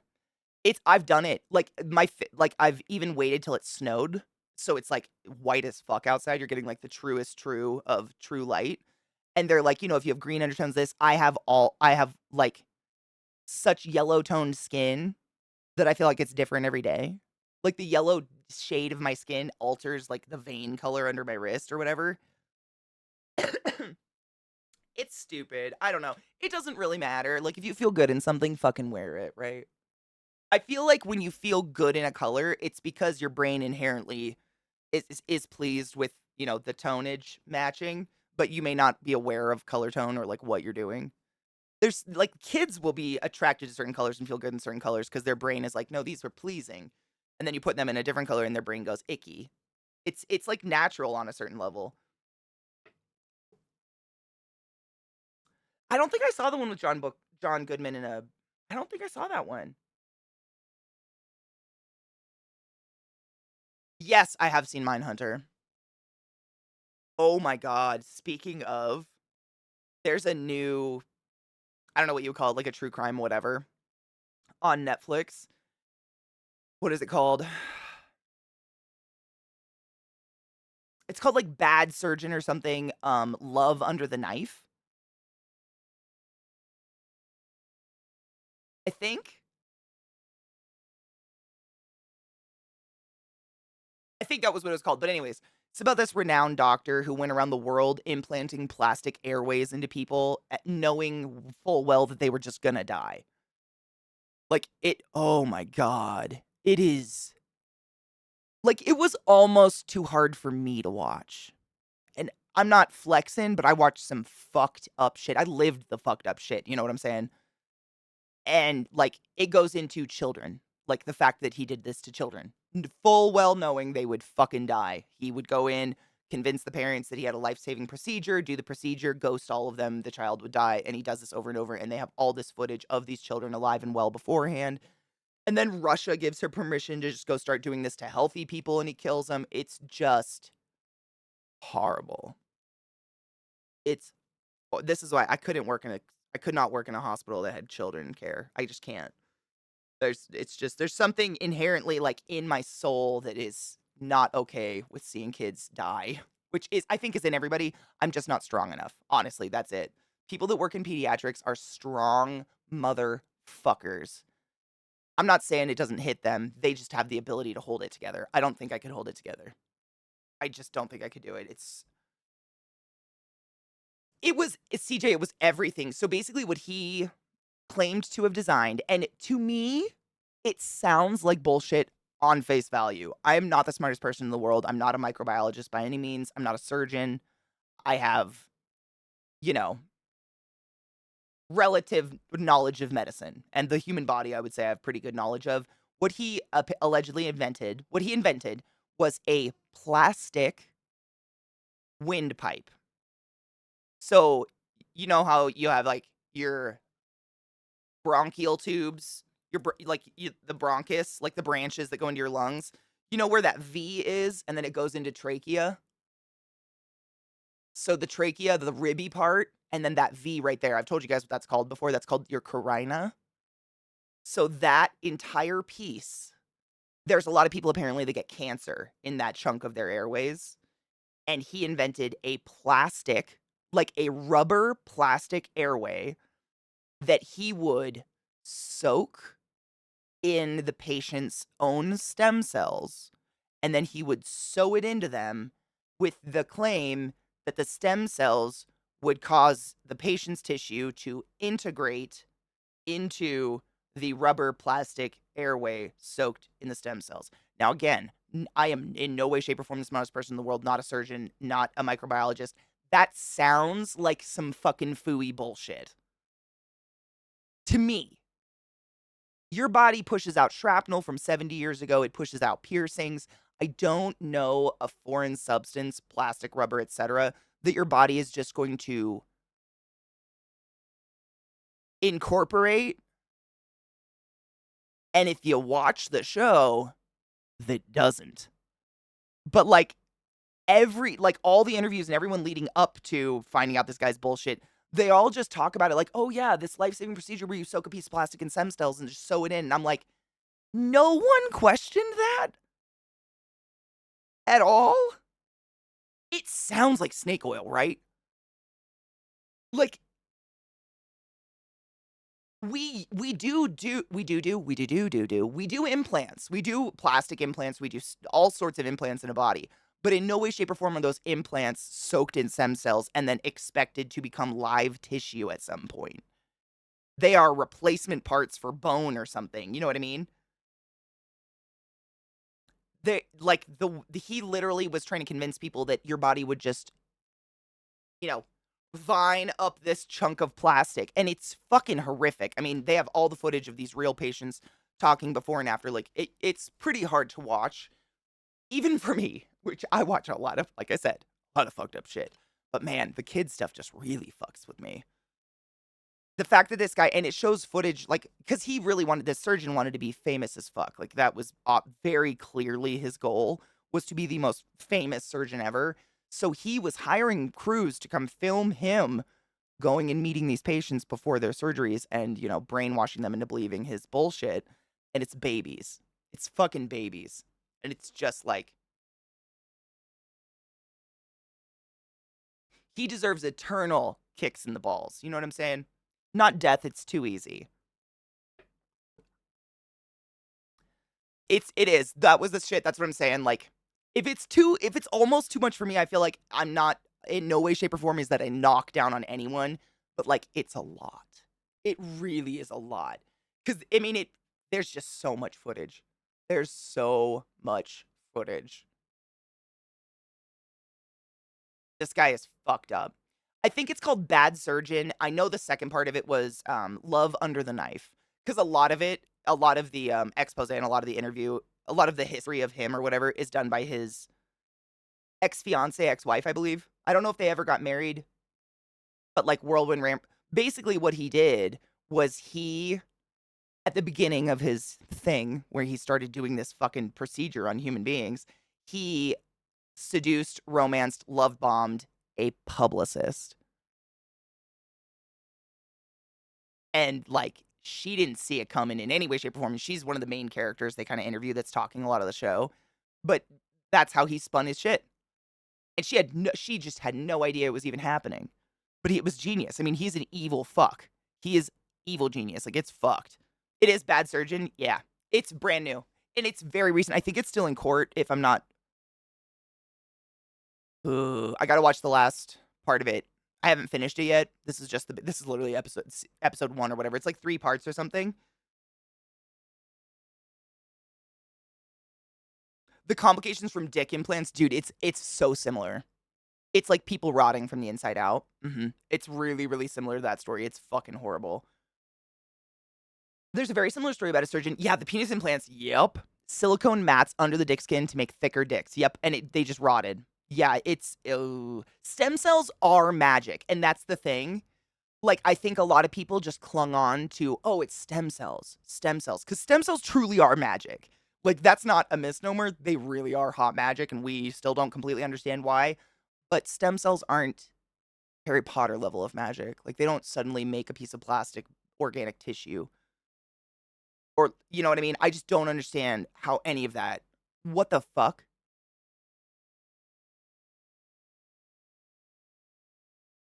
I don't know. But it's good. It's good so far. It's just really hard to watch. The baby stuff is really bad. Like just watching him sit there and play with these kids while talking to the parents about this life-saving procedure, full well fucking knowing he is murdering the child. Like he knows it's going to fail. He is fully aware. And that's the sick part. And it's just like I need a load of ball. What an evil fuck is all I'm saying. Oh, that's the trailer for it. Should we watch it? It's pretty fucked up. I don't want to fuck with anyone because I know you guys hang out and you guys say that the medical shit I talk about isn't bad, but it hits you on just an emotional level where you just realize how evil this person is. Truly evil. Babies are why I discontinued my EMT training. Yep, got far enough to hang out in the ER for a night shift. I was fine until they brought in an infant that was in a car accident without a car seat.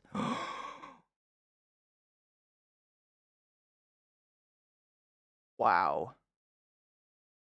My mom, she didn't quit. She was working already as a respiratory therapist, but she told me a similar story. She said when me and my sisters were like around like middle school, high school age, she just had to bow out of working the ER because she said every single brunette little girl that came through the doors, her heart, she almost had a heart attack every single time because she was like, "Is that my daughter? Is that one of my daughters? Is that one?" Because we all looked exactly the same from the back, like me and my three sisters, long, dark brown, just like messy curly hair. We looked identical. And she said it was like emotionally she couldn't function. She couldn't do her job because she just lived in this existential fear that we would be one of those people coming through the ER. I get it. I don't even have kids and I get it. Without a car seat is fucking sick. That's disgusting.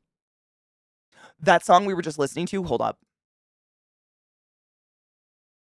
Tenacious D Kickapoo.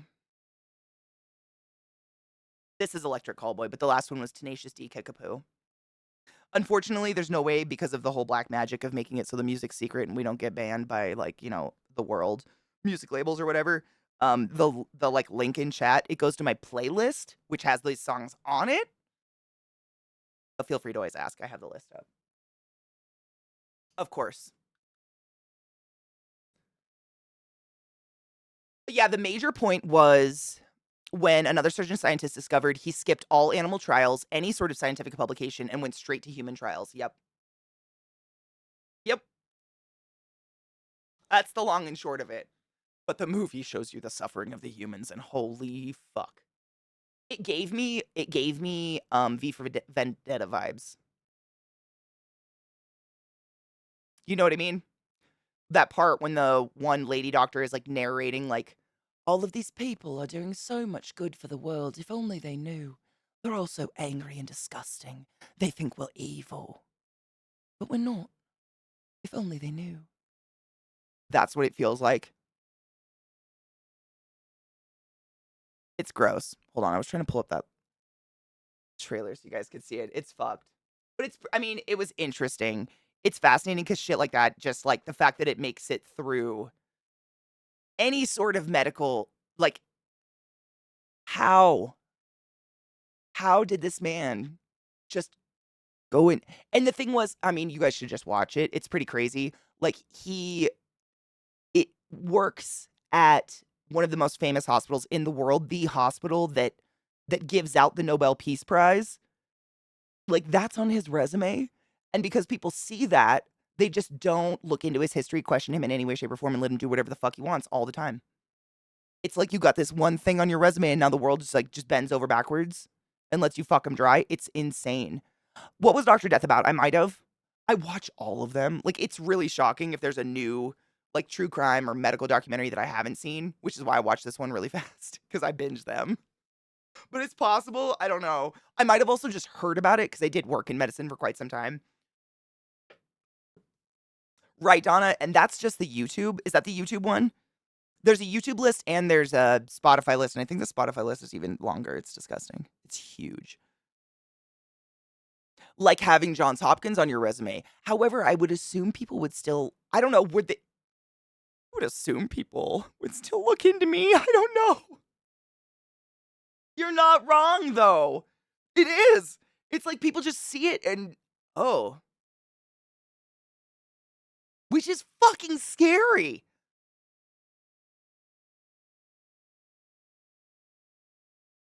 What was Dr. Death about?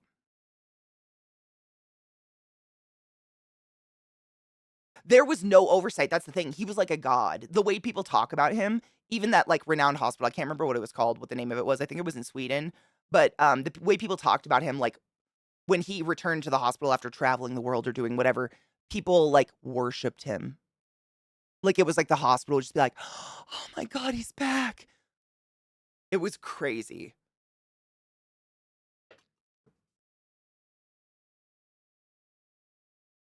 I saw something about a woman who would go to basically back alley surgeons to get a BBL and died. Oh, I think I watched that. I think I watched that. Yep. Oh, it was like a silicone. Yep. Oh my god, my ass.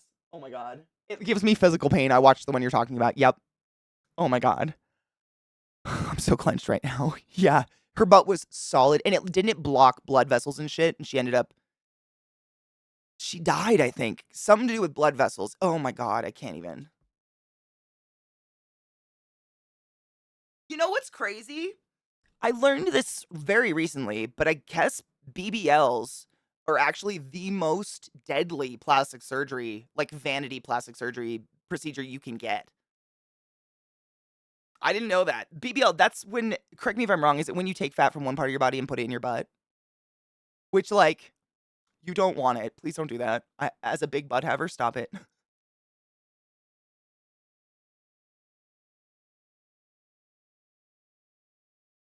Oh my god. No, I haven't seen Dr. Death. Pretty much did spinal surgery that left people disabled or dead.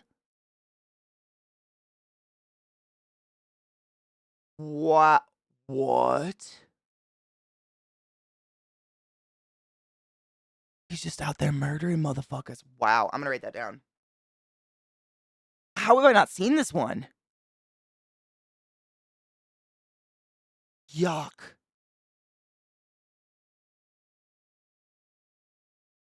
Oh, yuck. Oh my god, Donna, have you ever I'm sure all of us have probably seen it, but there was a GIF that went around. Oh my god, I'm still my ass muscles are so clenched even thinking about it. I'm sorry, just give me Ooh. There was a GIF that went around, it was viral, and it was someone who had ass implants, but, like, I don't know why this happens. I don't know the science of implants really, but she could flip the implant upside down. Oh my god, I can't even it's making me, like, in pain. She could, like, flip it under her skin so then it was like a cup facing out instead of, like, why does that happen? I would dude, I would get the opposite of a BBL if anything. I would never. Are you kidding? I have a huge ass. It's inarguably the largest part of my entire 6-foot frame. I'm fine. I'm saying as a big ass haver, if anyone's ever thought about a BBL, don't stop it. You don't want it. Pants will never fit again. Dr. Death. I had to write that down. Yeah. I can't even. I'm never gonna shit again. Just thinking about it. Your body is beautiful. And that's coming from a bitch that's seen a lot of bodies. I've never judged one until I saw an upside down butt implant. Then I was like, ma'am, this is a Wendy's.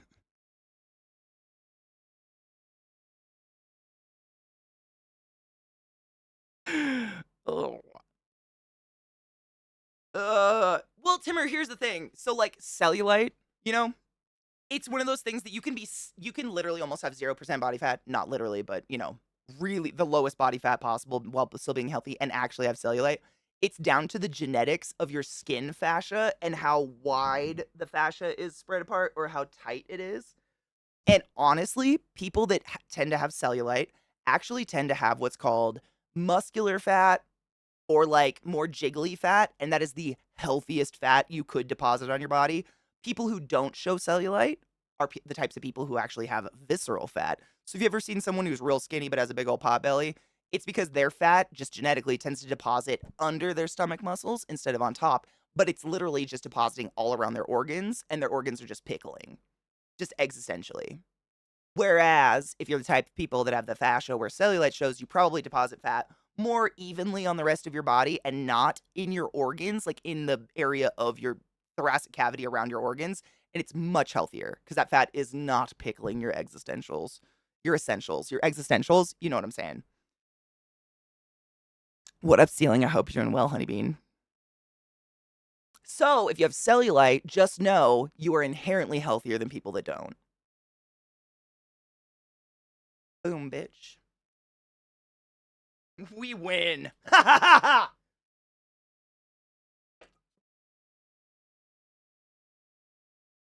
Taking a little to the left. It's whatever. Oh, Lars. Yep. Lip surgery down under. Yeah, I did not agree with the before and after pic. What makes me really sad, like, you do you as long as it's consensual, you're doing it and it's safe. What makes me sad is someone probably said something to this person like, you have long labia. And that person took that so cruelly to heart, they paid another human to cut off their parts. How dare they?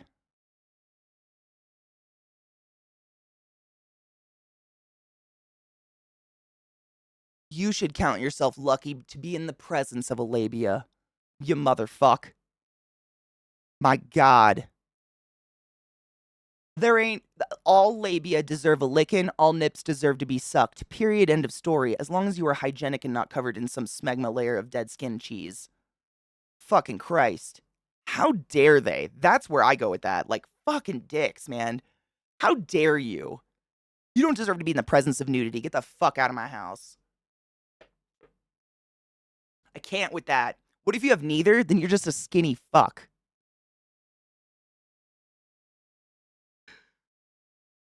I mean, cottage cheese ass or cellulite is, I mean, it just means maybe, probably, you genetically deposit fat in a healthier way than someone who deposits fat intrathoracically, where it, pickles their organs slowly but surely. Also, people that tend to not show fat, i.e., it's in their thoracic cavity intramuscularly, Wagyu steak of people, they tend to be unhealthier because the fat doesn't show, so they think they're healthier than they actually are. You ever meet someone that can eat whatever the fuck they want all the time and they never go get their cholesterol checked and they're just skinny and happy and having a great time? Just wait. One day they're going to wake up to my face over them and they're not going to be having a great time. I love this song. Not to be dark, but you know what I'm saying. Those of us that have had to watch What We Eat Forever, we're better off. And that's just a fact. You might stay skinny forever, but you literally are probably going to have a heart attack. Like, it's wild. Wildly sad. Not in a good way. It's just sad because we're taught that health is all what is on the outside. It's all on the outside. What do you look like? Oh, if you have cottage cheese in your ass, you must be unhealthy. You must be just a cow. I have cellulite. You're going to call me a cow, motherfucker? I run, well, before I got COVID, I ran every day. What up, Chi-Town? How are you, love? Yep. I've known people, my stepdad's like that, honestly. He's tall, skinny, with a belly, and no fat anywhere else on his body. And most of his life, he's been able to eat whatever the fuck he wants. But the moment he stops doing construction, I'm very concerned what's going to happen with his body. Good morning, Jackie. I hope you're doing well, honeybean.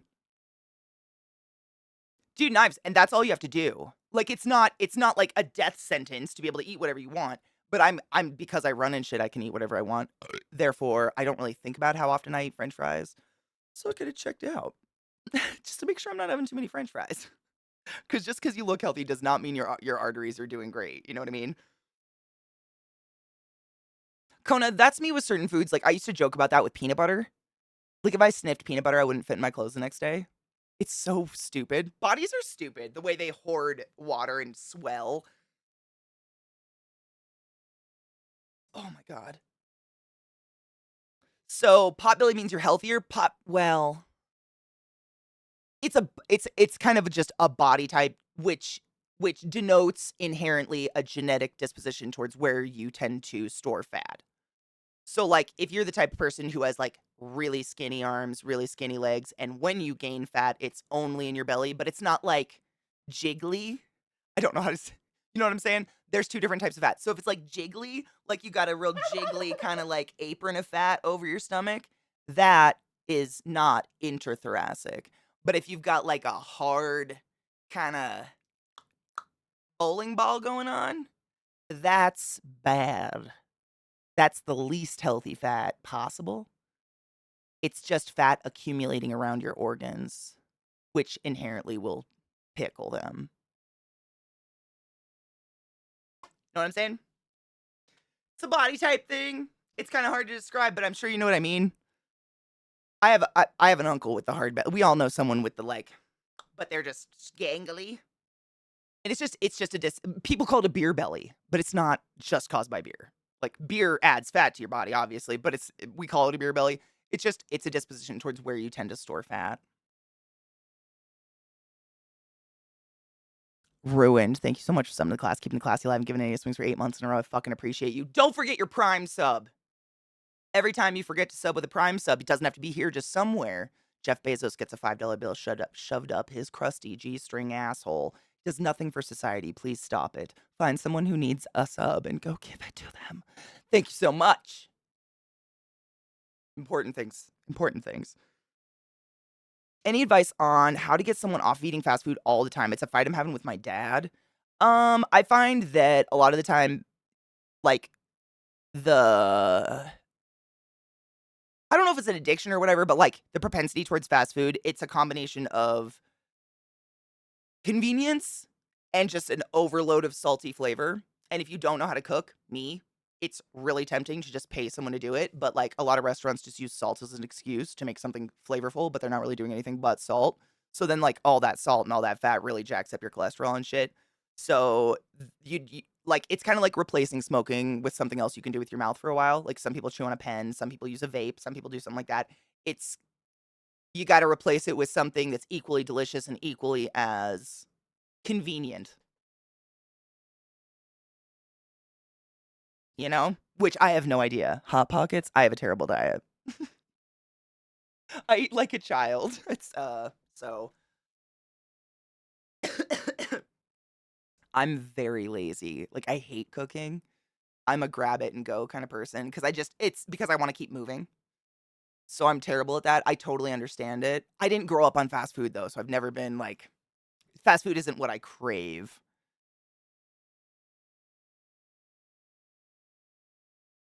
I love salt. Honestly, I'm very pro salt. The problem is, like, a lot of the food you buy at a restaurant or something, the preservatives they use to, like, preserve canned food and shit is salt that you can't taste. So, like, a lot of the things you buy that are either pre-made or something, they've already got your daily amount of salt in them that is undetectable by your tongue. So, you have to salt. I mean, it tastes like shit. You're gonna salt it, right? But it was preserved with a salt you can't taste. So then you're getting triple your daily sodium in one day. That's where the problem ends up. It's it's what the humans Brondo! It's got electrolytes. What the fuck's crave?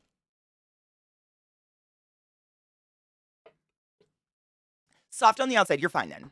Yeah, you know what I mean when it's very clearly it almost looks like a pregnant belly. Like, it's out from under the ribs. I mean, it's a beer belly. I don't know what else to call it. Like, that's what we used to call it as kids. It's just genetic. It's, like, the reason I have a fat ass. Genetically, my body puts my fat in my butt. I have genetic BBL genetics. You know what I'm saying? Like, everybody genetically puts fat somewhere else. It's just like, not having it around your organs is your best option. And, like, the more fat you have on your thoracic cavity, it makes breathing harder, etc. But jiggly is always better.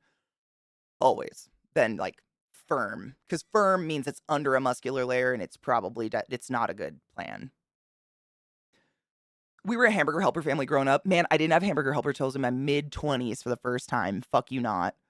Didn't learn to cook much, and it's been hard. Plus, mom life constantly on the go. I don't want to stop to cook. I totally get it.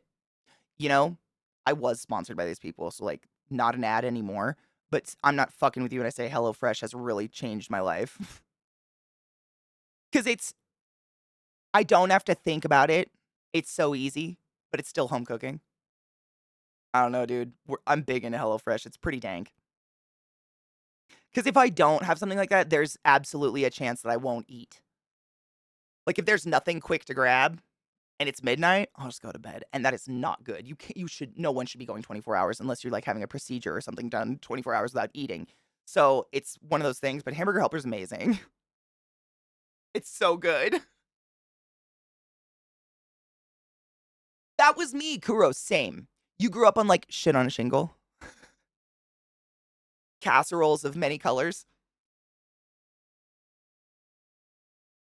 'Cause hard same. Everything was brown. Like, I grew up on brown food. Salty brown food with gravy, probably, but salty brown food, 100%, yeah. Dude, HelloFresh is dank. I would 100% suggest it.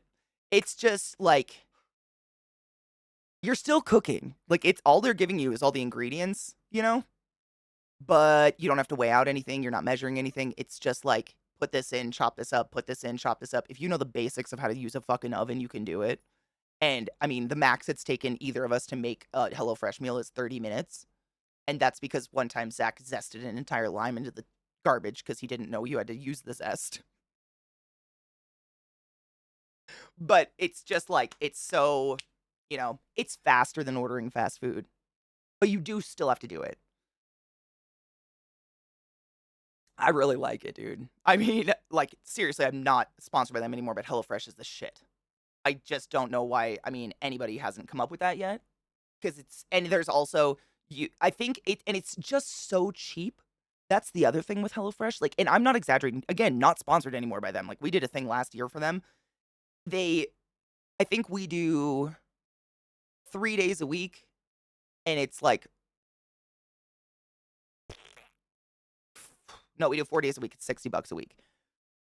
And it's full meals. It's everything you're going to need for that meal. And the produce is always really fresh, and the meat is always really, really good quality. Like, we've never gotten shitty meat. And I think it's because there's no middleman. You know what I mean? Like, there's farmers, middleman, grocery store, and by the time it goes through all those steps, you're getting shitty shit. It's been handled so many times, probably picked unripe or whatever. I don't know. I'm kind of a snob. I grew up on a farm. So when I try things, I'm like, is this even? It's pretty good.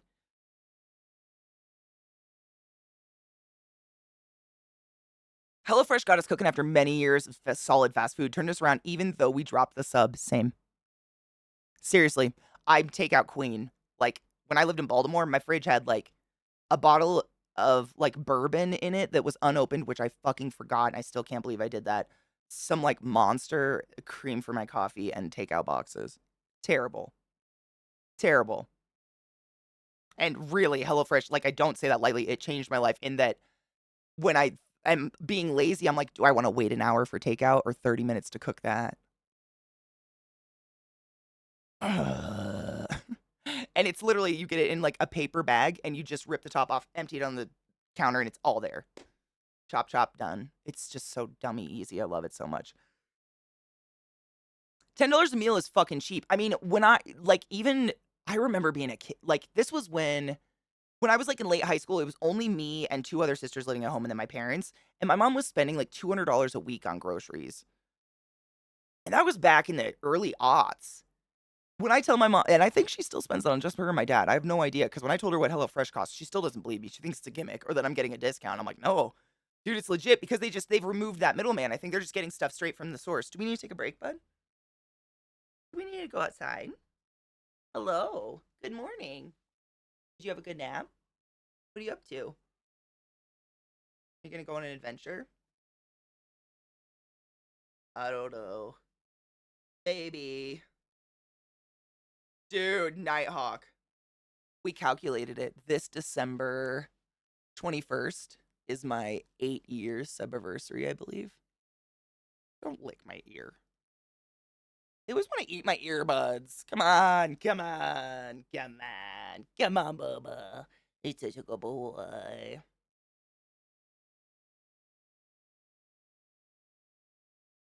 No adventures for you today, bud.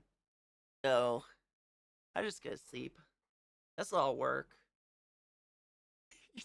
He needs a haircut so bad I can barely see his eyes. You're so fuzzy, bud, but it's snowing. I feel like they need, like, normally they'd have a grooming by now, but it's been snowing so regularly. I feel like that would be animal cruelty to shave off all their hair. Just feels so cruel. Because it's not really that long right now. It's just really curly and bushy, but at least it keeps him toasty outside. Huh, bud? Your little orc teeth. Trickstar, he's such a good boy. A sweet boy. Yeah, he's just a good boy.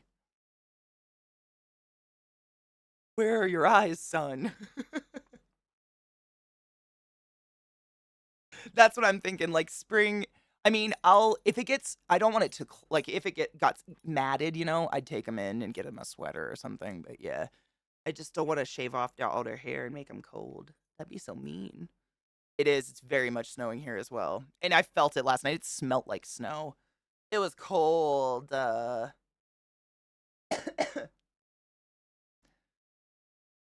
This is wholesome. I know. He's such a wholesome boy, aren't you? You absorb all the light. You just make it look like you're a blob on the screen. I'm only human after all. Oh, is that a good itch? Oh, that's the spot. Oh, that's a good spot, huh, Bubba? Yeah. Snow totally has a smell. It's a pre-smell though. I don't know how to describe it. I've always said it smells like it's gonna snow. It might be like a feeling or something, but it's like the night before it snows or like moments or whatever, the time before it snows, I feel like the air has a different feel to it. Like it's cold, but it's like thicker cold. And I can feel it and like smell it, I guess. But I could smell it. I could smell it. I don't know. It's a thing. Yeah, it's almost like sterile or something. Like so cold. It's weird. It's just I know it's gonna happen. I don't know. Ever since I moved here, I'm like, it smells like it's gonna snow.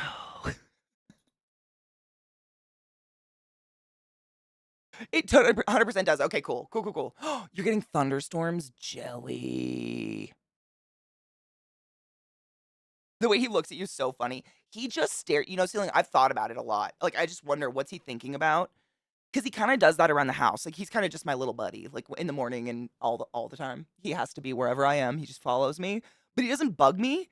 He just, like he'll follow me wherever I'm going, and then as soon as he, like, figures out I'm gonna be in that room for a minute, like, I'm not walking anymore, he sits very proper, upright, and just fucking stares at me for a long time.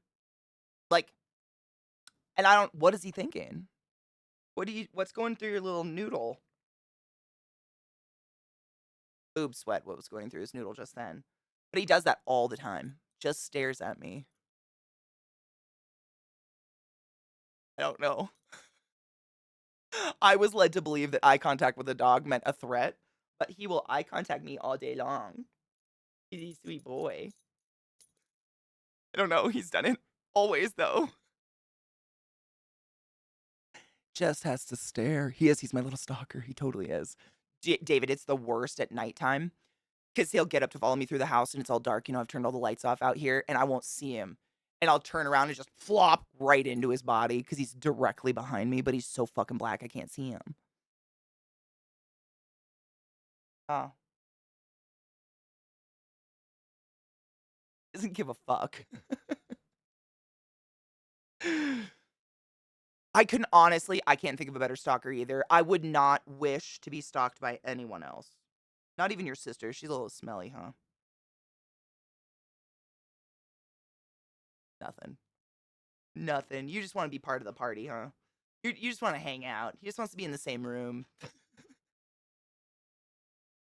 Dude, the tits. Yeah. Maybe it's ozone. I always thought maybe it was because the clouds are probably like getting thick and heavy. So the air is kind of trapped, you know? I thought it was maybe something like that because that's the only thing I can distinguish the snow air. It's like feels thicker and colder, cold thick, but it's just air because it hasn't snowed yet. It's not currently snowing when I have this like feeling, but I don't know. Now that I know other people know it, we'll have to come up with a word. There's got to be a word for why. It's pre-snow. It's totally a thing.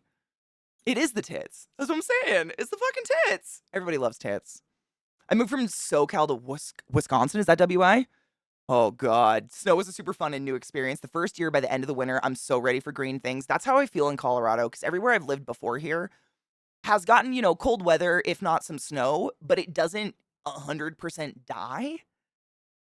And it's like Colorado, like we go from like 90 something degrees, 100 degrees, and within a 7-day period, it's winter now. Like we get fall for about a week. It, the temperature is just dank.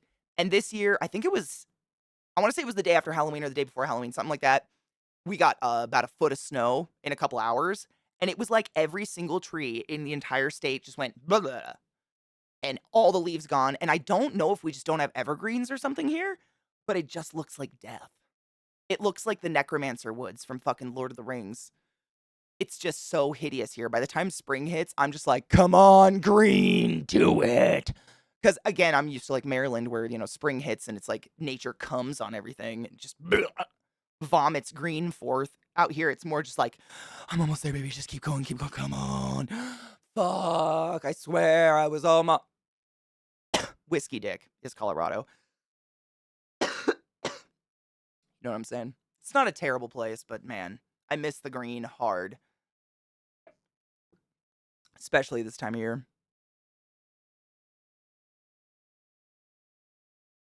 Yeah, it's kind of a heaviness, yeah. My roommate's doggo follows him around, at least hoping for a treat. Oh my god. I mean, see, and that's the thing, I don't really give him he doesn't get human food or anything like that. He just has to stare at me. Me too. I love how snow dampens noise, and also it kinda just makes everything beautiful. At least when it falls, until it's, like, old 6-month-old snow that's been shoveled 20 times and it's kind of taken on that cummy beige color. But when it's new, it makes everything gorgeous. Like, everything just looks so pristine and pretty and crisp, and it kinda I forget that I'm missing the green for, like, 5 minutes. Yep, it really does. It hides the scum, the filth, it hides the brown, the dead. Yeah. It didn't used to be like that. We don't really have spring or fall anymore. We don't. I feel like I bitch about it a lot, maybe too much, but it really I mean, this year, I made a point to be like, "Fall. I would like some fall." No. It just no fall. It just died. Everything just died on the same day, I swear.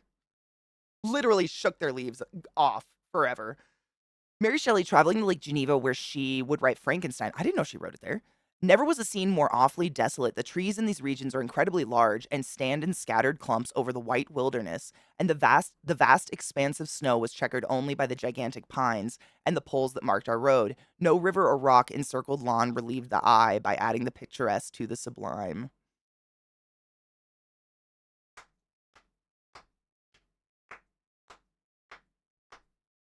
Fucking A, dude. I have a lot of classics back here, and I feel like every once in a while I have to go back and read something by someone like Mary Shelley or etc. to remind myself that what I'm currently reading is total garbage and that there were real writers. Like that is just so beautiful. Like they just wrote every it reminds me, man, I don't remember. I think it was like I can't remember what I watched. I watched something a long time ago and they were learning how to make sushi. I don't know if it was I Dream of Sushi. I really don't remember. It's very obscure. But they were learning how to make sushi and they were like, "For years you will only make sushi rice because it's important to realize you must wash every single grain of rice." And it's like a lesson in not washing every single grain of rice individually, but like if you're going to do something, do it well, do it perfectly, or don't do it at all because fuck it, why are you wasting hours of your life? And like I feel like Mary Shelley and other authors, like legendary, classic authors, everything they wrote had a it was on purpose.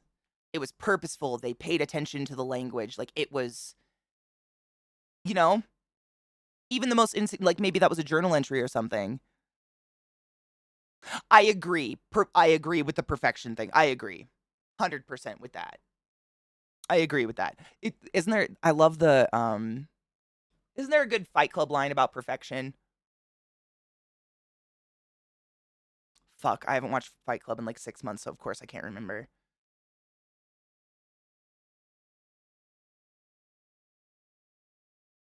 Fuck. I gotta look it up. It's been too long and I'm ashamed because that's one of my favorite movies ever.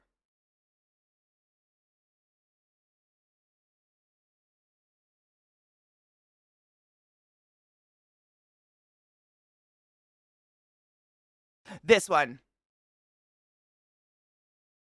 It's the I don't know if it's like I don't think it's the IKEA one, not the one where he's like browsing his. This is the one. This I always think of it, and I really like the way he says it because I totally agree with you. A moment was the most you could ever expect from perfection. It's only after we've lost everything that we're free to do anything. It's not love or anything, but I think I like you too. At the time, my life just seemed too complete. And maybe we have to break everything to make something better of ourselves. That's the quote from the book, but I think it's the one that's kind of like altered a little bit for the movie, right? McTaggart, thank you so much for subbing to the class, keeping the class alive, and giving a fucking anus swings. Go forth and be consensual in all the ways, and I appreciate you. Thank you. Thank you. I'm cold. I think that is the IKEA bit. It's the part only after we've lost everything are we free to do anything. I think that's the part in the movie. I think something really similar to that line. But there's another quote, and maybe it's not about perfection. Man, it's been too long. I think it's the one they're talking about, like, self-improvement or whatever. How self-improvement's masturbation, self-destruction, that's art or something. I don't know. There's a really good line on it, and I feel like because it's so obscure and I can't remember it, I've ruined this whole conversation. But I agree with you, long story short. It's something about perfect being overrated. Like, give me broken, give me destroyed. Something about perfection being boring. Maybe it wasn't from Fight Club. Probably wasn't. I'll have to think of it. I'm sorry. I'm sorry I even said anything because I really don't know where it came from, but it's really good and it's on the topic. I quote, thank you so much for summoning the class, keeping the class alive, and giving it swings for 78 fucking months.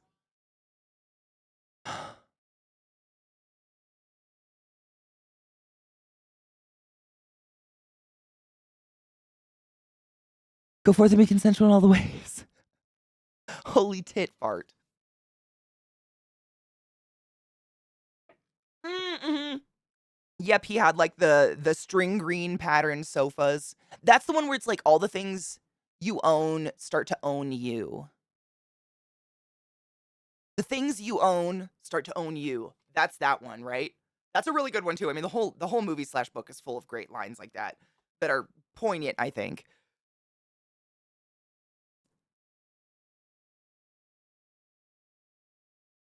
Self-improvement's masturbation. I remember that one. That one's on the bus. The book is so good, right? And then you find out that Frankenstein is actually the doctor and not the monster, and you're just like, then you're that little pretentious kid that's like, did you know that Frankenstein's not the monster? Same. It's fine. Oh, it's the chemical burn. Yes, it's only after we've lost everything that we are free to do anything. It's the chemical burn. Thank you. I have to watch that movie tonight, obviously, because I've completely forgot it. The kind of old-fashioned feel to the writing of oh my god, yes.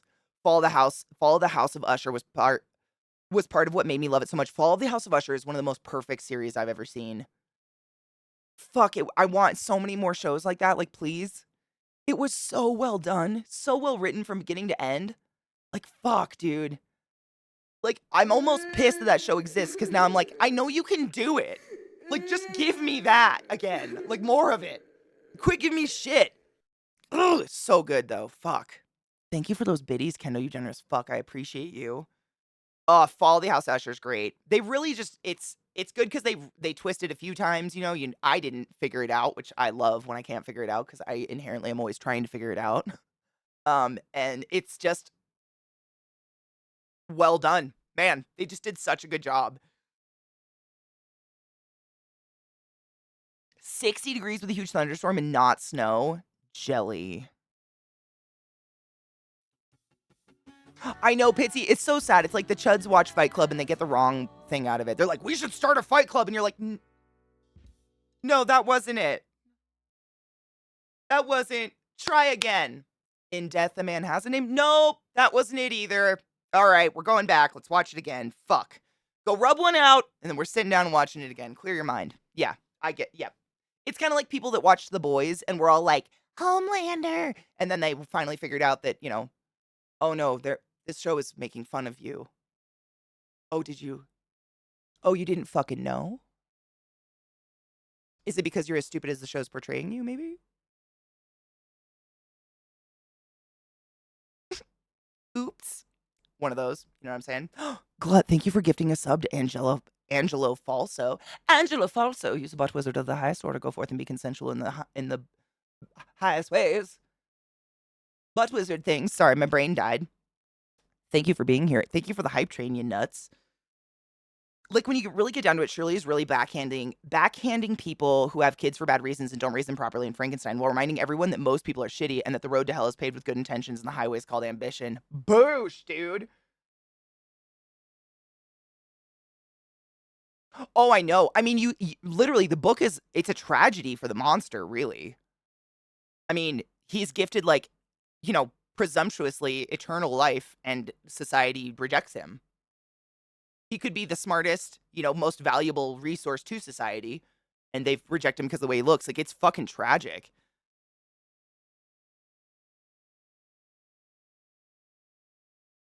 Dude, lucky. Dude, Pitsy, I'm not shitting you. There's a huge portion of people that were huge fans of The Boys because they loved Homelander, and they recently figured out that the fans of Homelander, including themselves, were absolutely a parody of Proud Boys. They didn't know. They thought he was the good guy. I know, it's really hard to grasp. I know, I still don't get it. Like, wow. I know. Yeah, you're never supposed to like Homelander. There's not a moment. I don't know when there was a moment. Man, I think the only thing I appreciate about Homelander is that like, the milk scene just ruined me for the rest of my life. Thank you so much for that. Yeah, that was a dark moment for me to realize that there was people that did that. Oh my god, Donna, you're getting, like, storm weather then, right? Oh, yeah, like, Homelander, he's a fantastic character, and that actor really, really does a phenomenal job. I mean, truly. That actor does such a fucking good job. He's really talented. No shade at all. Like, he truly made me hate him. I fucking hate him. Good job. Good fucking job. Remember when they all thought Stephen Colbert was a Republican? Isn't Yeah, I never understood that either. 'Cause, like, even if he joked about it, if you've watched 5 minutes, I mean, of his show, you'd get the opposite impression, in my opinion. I don't know. I think people just wanted him to be because he's Catholic. Good art is a mirror. Word. Word. And they are fucking pissed about it, and I think it's hilarious. To be fair, anyone who uses the term "to be fair," alpha male, beta male for real, I just assume is in a desperate need of therapy. I mean, anyone who uses it in a serious sense, yeah. Yeah, if you're being serious, like, I know people that joke about that shit, but man, if you're being like, I'm not high enough for that at all. Cheers.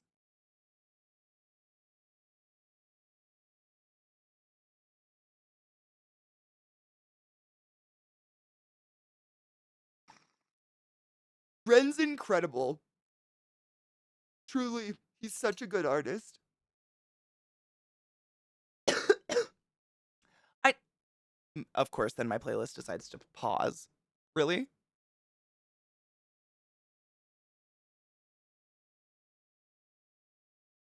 It just paused out of nowhere. I wasn't even on that tab.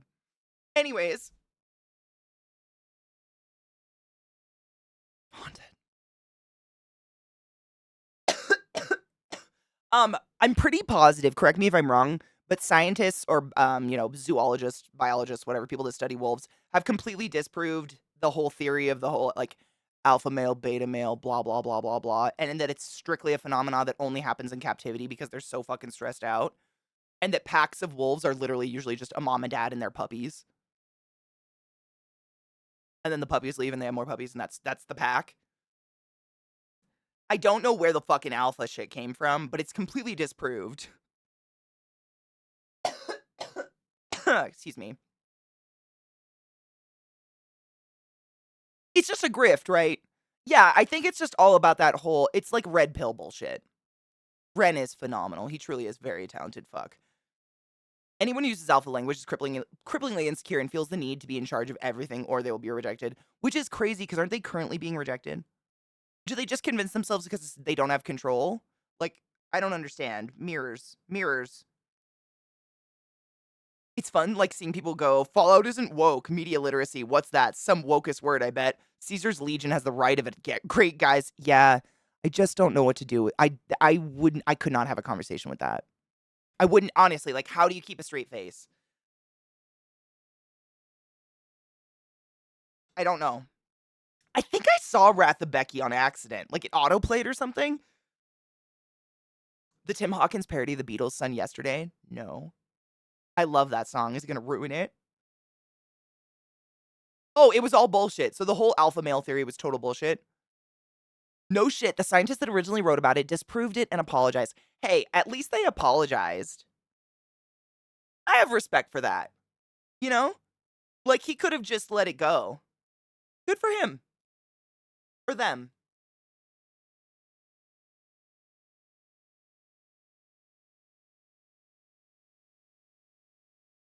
It's a grift to sell hypermasculinity to desperate men, which is crazy. Because like, I don't need to say this to you guys. It's just, this is my inner process when I hear about this shit. The whole idea of femininity, masculinity is created by peoples. Like, it's not real. It's whatever the fuck you want it to be. So, like, currently it's being a little bitch, you know? Like, there's no definition to that.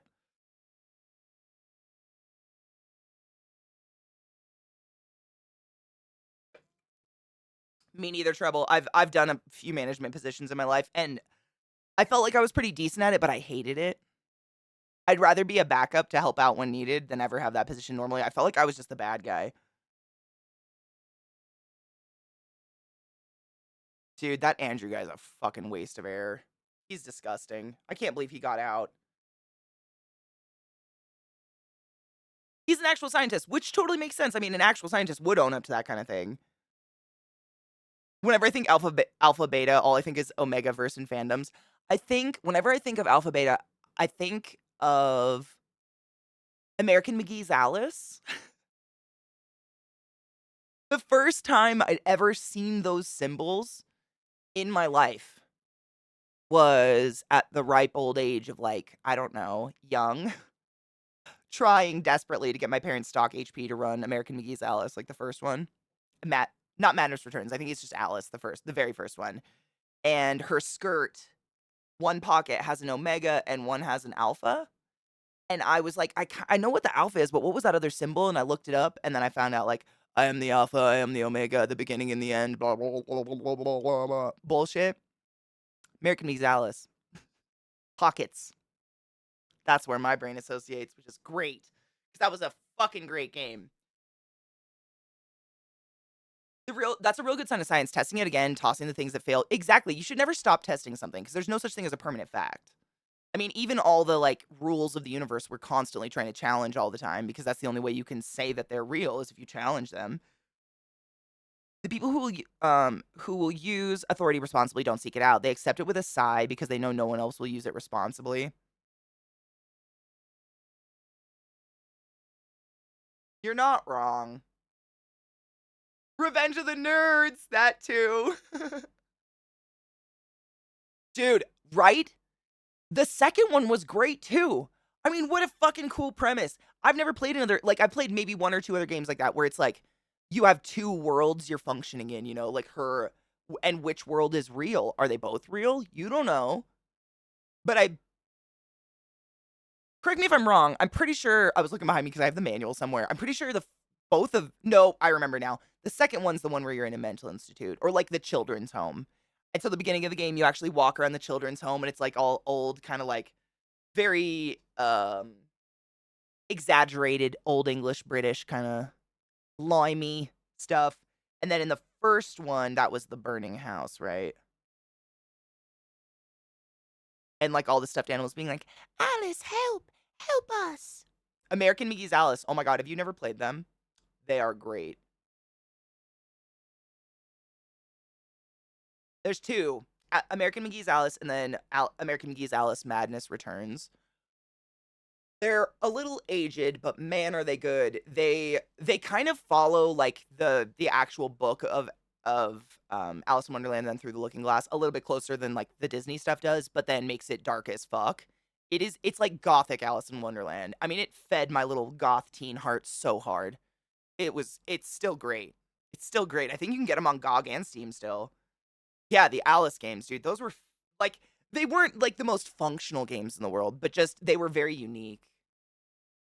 And you got to wield a giant knife. The Vorpal blade. Yeah, even the whole pink blue thing is complete bullshit. Exactly. Gendered shit is bullshit. Gendered clothing is bullshit. It is. As much as we want to stand by it, it's bullshit. Do you guys need to go outside? You're both here panting at me now. I don't know if it's break time, but you seem to need to shit. Hi, Bill. Hello, sweet baby girl. What are you up to? Are you gonna have an adventure today? Your brother was not. He wasn't into the adventure. Dude, I mean, if it's not too slick that you're gonna slip and die, yes, hiking is great. The reason why consent is such a big deal now is because it wasn't considered for women for entirely too long. I mean, and for how much longer are we gonna have that right? I'm 99% sure it's a grift for the majority of the content creators. All the alpha, beta, red pill, matrix stuff. Some people will happily sell their soul for money. I've seen some of those people, and it's so hard for me to believe they actually buy into it. I know. I sometimes I just wonder. I'm like, do they just realize they have a talent for being a grifter and they just pick something? Because just damn, dude, it's crazy talk. Like I recently saw, I mean, another creator like pulled up this TikTok of this crazy bitch, but she literally said she wanted to give up her rights to drive to men because she doesn't like driving. And I think I just can't tell.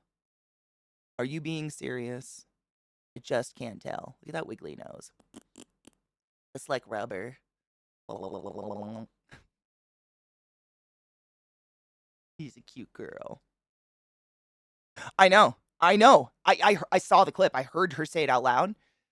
And I actually think she might be related to Shapiro or something. It's crazy. It's truly insane because I mean, Viata, I wasn't going to say it, but I was literally, you just ripped that out of my brain. I was going to say, like, there are states where if you're married, your husband can rape you and it's not considered rape. Still, right now, that's a thing. Yeah. In my opinion, no means no, regardless of made up human borders on a land mass that belongs to no one, because we are just bacteria on this planet that will shake us off like fleas. But hey, who am I? Just a fucking whatever.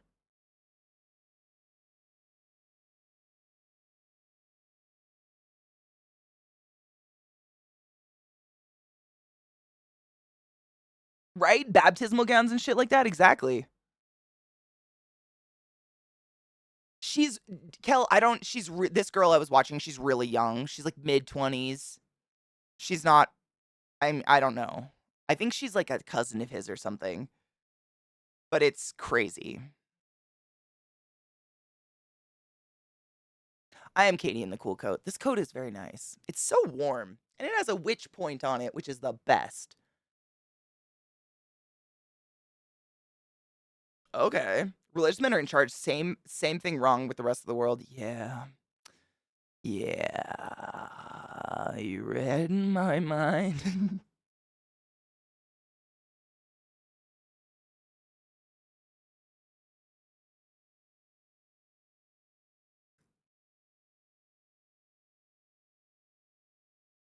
I'm sorry. Was anyone else aware that Tom Cardy made a song called Soft Boy?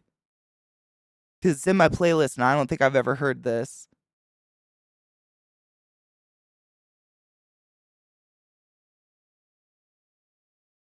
I thought it was actually Billie Eilish. Hold on. Hold up.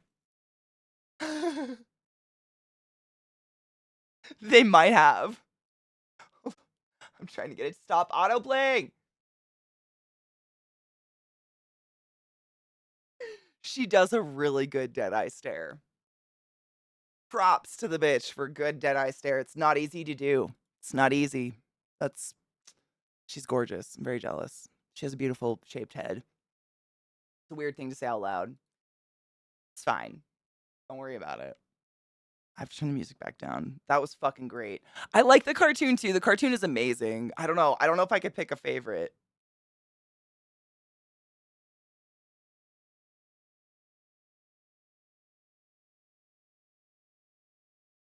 I don't know. I like them both. I like honestly, I like having 2 versions of all of his songs. His songs are great. I really hope they come out with a longer version of, Loot That Body. What was it called? Initiative? It's like Roll Initiative or something? There's a certain quirkiness to the live action one. They both have great I mean, he has a great face. I tend to like his videos when they're real life with him because he just has a really funny face. Like, he has good physical comedy. I don't know. He makes me laugh more than a cartoon does. But the cartoons are great too. I don't know. I like them both. Perception check. Perception check. I want a longer perception check so bad. It's just so good. And I feel like I listen to it way too often. It's only like a minute or something. And I'm gonna kill it. Like, I need more of it so I don't feel like I'm fucking just repeating it over and over. McTaggart, you never know. I have been stepped on by a few animals in my day. I've never shaved my head, but I do. I wonder. I can feel there's a crack right here from one of the incidences, and I wonder, like, do I have dents? I don't want to know. Probably.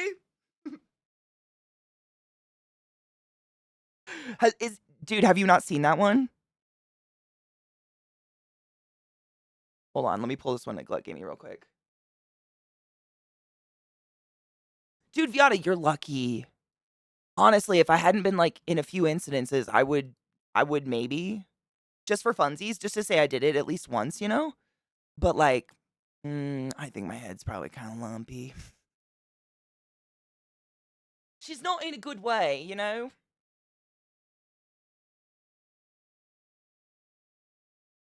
Took me a minute to figure out why the fuck I was going to YouTube. And it wasn't initiative. What is it? Perception check. I'm gonna be stuck on that now.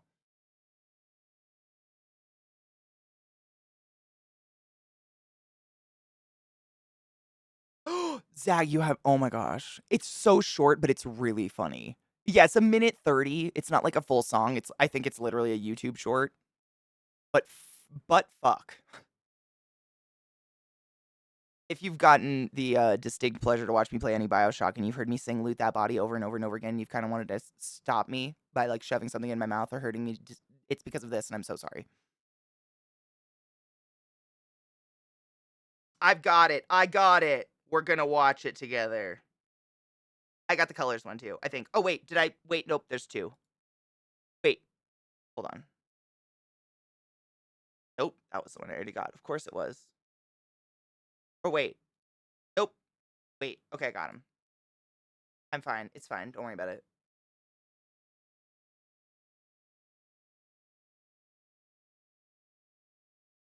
It's fine. I'm doing fine. I'm great. I have to pee actually, so let's take a break real quick. I'm gonna go pee, and then we'll watch. It'll give time for these videos to buffer real quick. But actually, we can watch the Tom Cardy one. It's only a minute 30. I can sit through that. No, it's a minute 50. Fuck, I gotta pee so bad. I mean, I guess just don't leave. My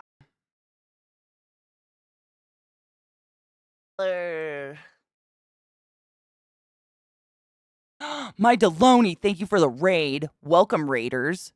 I was out watching my dog take a shit. I apologize. I wish, mate. I'm so fucking jealous of your naturally running hot. I feel like my body just has no ability to hold its own, like, internal regulation of temperature. Just whatever the external temperature is, I am. And it is uncomfortable right now.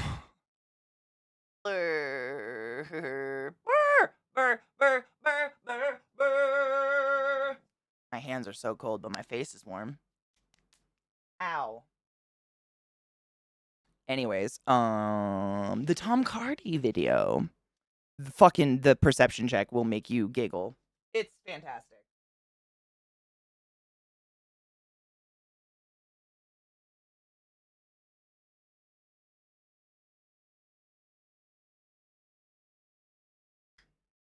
And see, I feel like my body regulates to the heat way better. Like, I'm hot initially when it's hot outside, but my body adjusts to it so fast that I've told you this before, I can get cold when it's 90 degrees out. Like, I can be found in a hoodie if I'm sitting still too long. Like, if I sit still, I will get cold no matter what it is.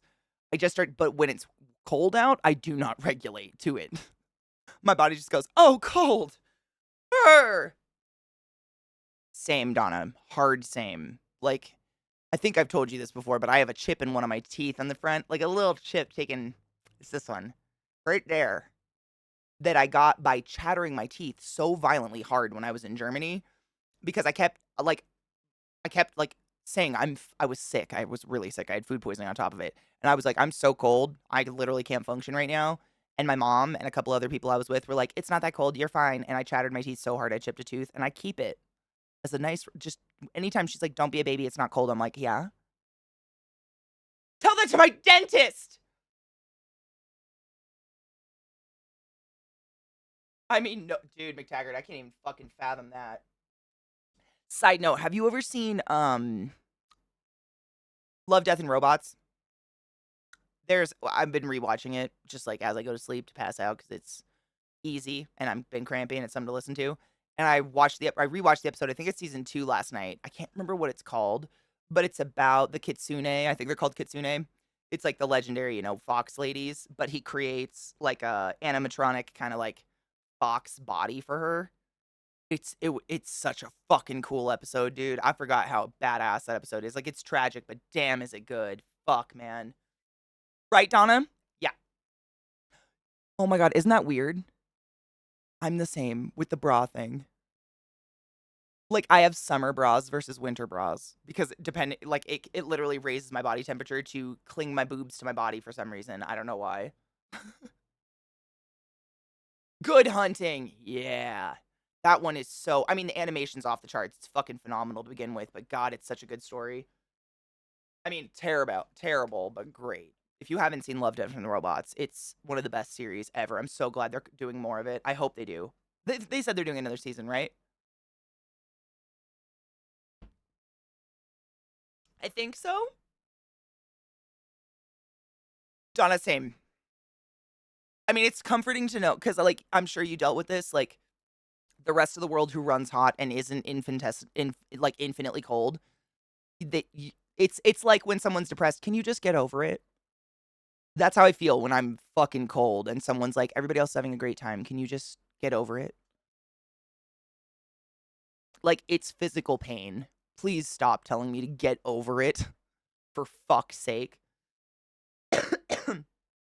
We are waiting on season 4. Okay, good. Thank fuck.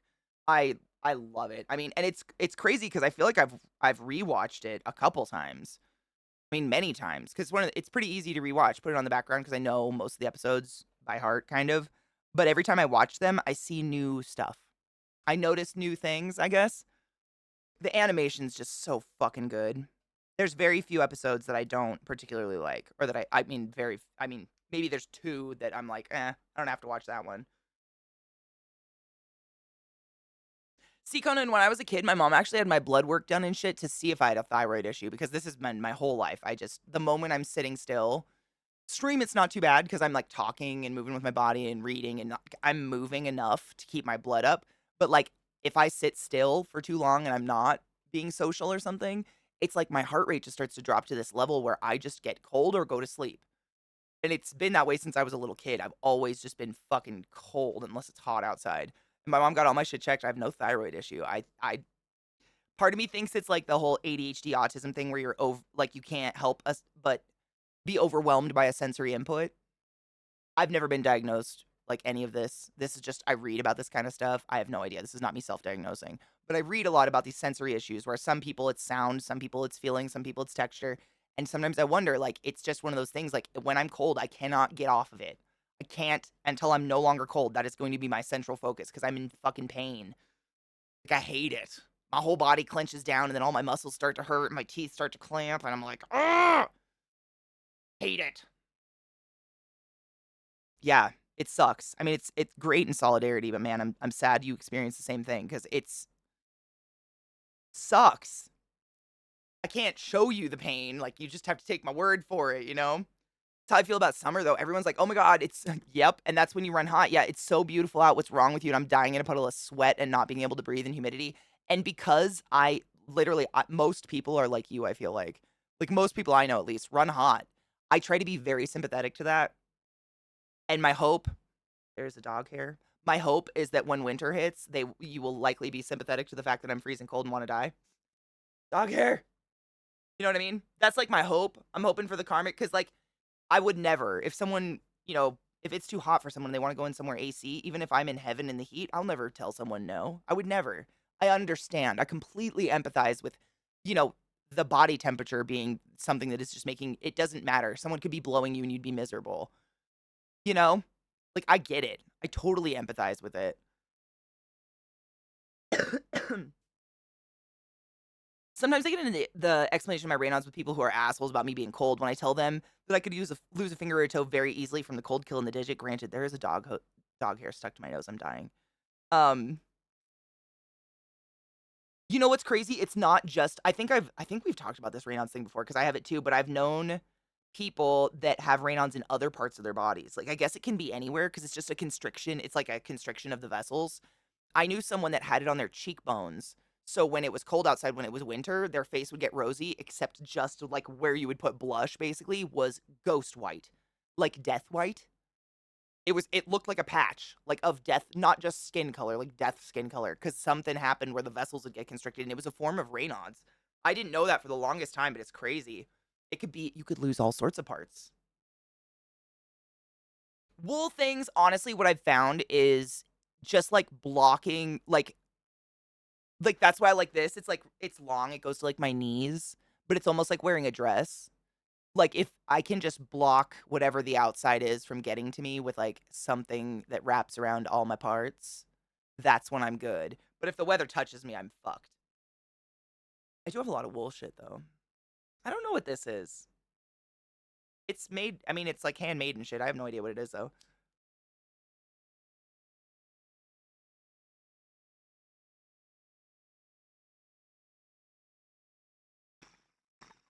Right, Zaquarion? It's very bizarre. Bodies are weird. Me too. Apparently, it can happen to all parts. It's much more rare to be in other parts of your body, but it can absolutely happen anywhere. Anywhere where, for some reason, I mean, I guess the theory is it happens in your wrists and your hands mostly because there's like a tendon there. And when it gets cold, it constricts and then cuts off all the blood flow to your fingies and your toes and stuff. But wherever the constriction happens, I guess, because it's not dead skin, it's alive. It's just like when they get cold, the blood flow stops.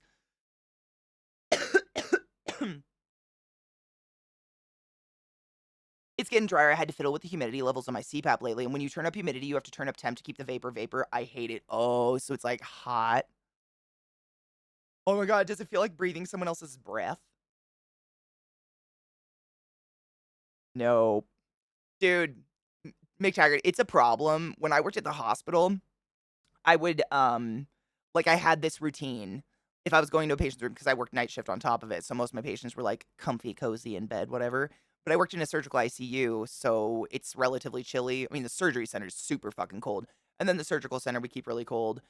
And I would you go into the patient's room, you use the hand sanitizer or whatever, but then when you get in the patient's room, you still wash your hands. I would turn the faucet on, like, boiling hot, and then go, like, get my little supplies ready on the counter and wait for the sink to, like, be the steaming hottest it possibly could, and I would cook my hands because the sheer amount of times that I touched people and they would go, "Ugh," made me feel so bad because I don't realize it. Like, I don't know if this is a common thing with Raynaud's, but, like, my hands are cold all the time. It's just, like, when it's cold outside, they get real cold, like, gray, white, dead cold, but they're cold all the time. My extremities are just chilly for some reason, and I mean, middle of the night, you just feel a cold fucking hand on your back. God damn it. It's me! The fucking Grim Reaper yet again. Yep, they're just cold all the time. Yeah, same. That's me too. I've just always existentially had, like, chilly hands, and I get used to it. Like, I don't even notice it when it's normal. And so then when I go to touch someone, they're like, "Why do you feel like you're death?" And I'm like, "I don't know. Why do you feel like not death? Why do you have to judge me like this?" It sucks. Literally, temperature sensitivity sucks. And the way I try to view it is like when it's cold outside, I can put on a bunch of layers and guard myself from the wind and stuff. Like, with infinite layers, I can do it. But when it's hot, all you can get is naked, and then you just die. Like, I've been too hot. It gets that way here. Even I can do it. Even me in my cold state, I can overheat. There is a level of misery to just, like, there's no to not having relief. When there's exactly 0 relief, it's kind of like you almost move into a panic state, almost. That's how I get when I'm too cold as well. But I get it when it's hot, like, what else do? You can't take your skin off. I have the advantage. I can put on my big witchy coat and be okay. 82, oh my god, yeah. I know the feeling, it's the worst, yep. I've also explained rainouts to people like this. I'm basically allergic to the cold. Yeah, that's a great way to put it. A lot of people hate heat, I get it. I hate what I call random ice witch syndrome. I get frosty hands and feet for the most random of reasons. Isn't that I wonder if you have, like, POTS or something. Because I just have, like, chronically low blood pressure, and that's usually my like, when I notice they've gone icy is because I've sat still for too long. Like, I'm sitting at my desk sewing or painting or something, and I just have not been physically active for, like, an hour. All of a sudden, I notice my hands, they start to get, like, I don't know what's actually happening, but it feels like they're, like, creaky doors, and I'll put my hands between my thighs and cross my legs and sit for a minute and just warm my joints up, and then they're good again, or I'll get up and fucking do some push-ups or something. Yep, that's the thing, me too. Like, even as much as I fucking hate the cold, I can put layers on. And people that are sensitive to heat, like, I get it. You can't be naked everywhere and it's misery. Oh, I'm sure. Well, you probably have such fucking good circulation and musculature in your hands, they probably never get cold. Whoa. Evelyn, I had that happen to me in Arizona. I don't know exactly how hot it was, but it was so hot that my shoes started sticking to the asphalt. I was, like, on a walk, and it was evening. It was, like, sunset. I went on a walk with my parents. And my shoes started sticking to asphalt, so I took my shoes off, and I had to hop the white dotted line in the middle of the road home because the asphalt was so fucking hot, it was literally burning my feet, like, to death. It was horrible. There's a dog hair haunting my face. There are no gloves on earth that can keep my hands warm with my fingers in the right position. Big enough ski gloves let me withdraw my same. I'm exactly the same. Oh my god, what is that? Sirlin, same. I always wore mittens, so I could literally ball my hand up inside and put my fingers to my palm. Because no matter, it doesn't matter. It's almost like it's worse. Like when I was snowboarding a shit ton when I was in college and high school, if I had finger gloves, it's like that isolation of each finger made them die. By the time I got to the end of like a lift, to get off the lift, I'd have dead hands. Like dead hands. It was terrible. I'd even put heating, like those little heating, I don't know, they're like little bags of sand basically that you like jumble up and they get warm. I'd even put those in there for my palms. My fingers would be dead. It was crazy. I'm glad I'm not the only one. Because I swear to God, I had nice gloves and it didn't matter. I had to have mittens, snowboarding mittens, but it was so I could put my fingers in and like ball my hands up. It was the only way to keep my fingers alive. What the fuck is that? Wonder if that's a Raynaud's thing. I don't know.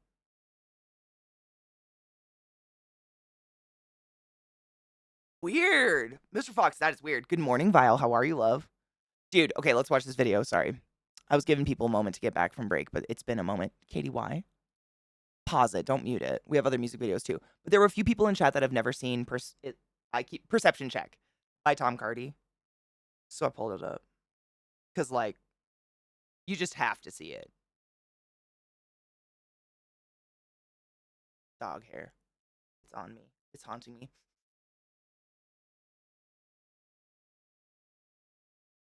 Yes, Donna, absolutely. Yep. I always laugh at the people complaining in Florida when it's 90 until I went. I'd take dry heat over the humid hot. Really? Man. I mean, I remember the very first time I ever went to Florida. Like, it did feel like a brick wall hitting me in the face of humidity, but I would take that over that dry heat any fucking day. But I'm a dry, crispy bitch.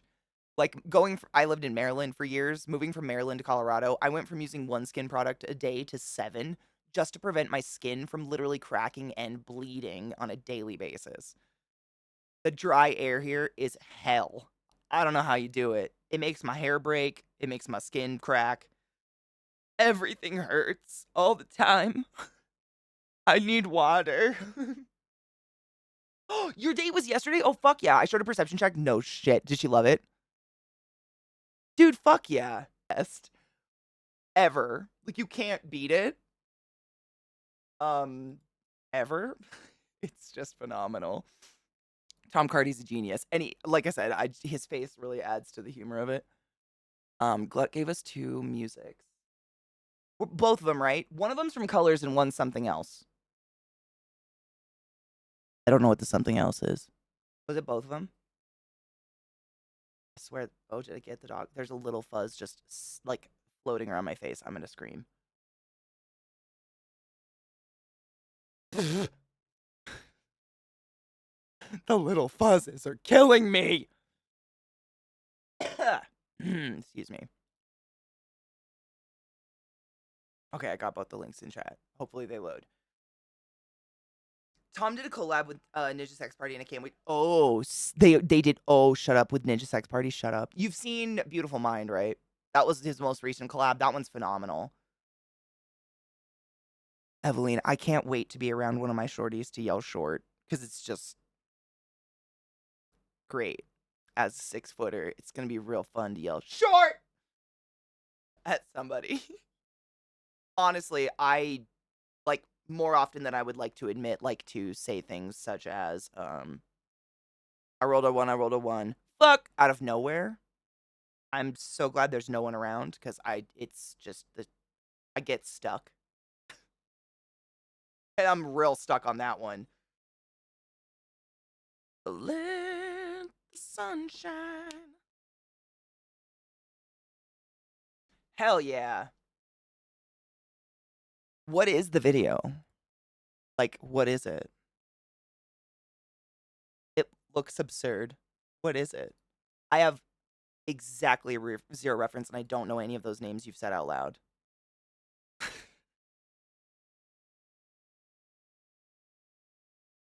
I don't know who they are. You ever notice, this is a weird phenomenon I noticed, but like, wasn't that fucking great? Seriously, Tank and the Bangas, check them out. They're off. They're great. I think I found them. I think I was listening to like a Shaka Khan playlist on Spotify, and that's how I found them ages ago. But I love funk. I especially like modern funk where they incorporate it into another genre, or they just like, add more to it, so it's not as sleepy or as kind of like, I don't want to say basic. That's not the word. That's insulting, but you know what I mean? They just kind of modernize it, and I really like that feel to it. There's sometimes when you just want music like that that's chill, and she fucking says good shit. I didn't know there's a disease that destroys your voice. A disease that, I mean, is it like a vocal cord thing? Is it like this? Is it just being a victim of living on the West Coast during formative years of your childhood and therefore developing existential gravel? Like this. It's like whatever. It's like I'm stuck like this because my voice is now tired, but you know what I mean. Is it that? I don't know. I don't know if there's a disease. I mean, my voice has always been really rough. I was a colicky baby. I guess that it's not, I don't know if that's considered a disease that ruins your vocal cords, but it essentially just makes it so a baby screams and cries existentially for a very long time and it scars your vocal cords, making your voice a little bit lower and rough. Forever. Ranky's edema. I've never heard of that before. Hold on. Ranky? Ranke. Ranky. I know what edema is. Is it a fat neck? Wow, my voice died real quick, didn't she? Oh, it does. It enlarges the vocal folds, causing narrowing of the airway and breathing difficulties. Damn. Did she have to have surgery or some shit?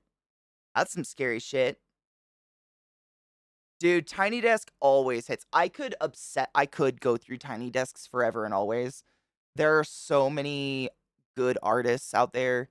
I think I really like, I don't know, there's something about Tiny Desk where it's like, I have no hate. I love a musician like Starcadian where they just straight up sound like a robot all the time. Give me auto-tune, give me whatever.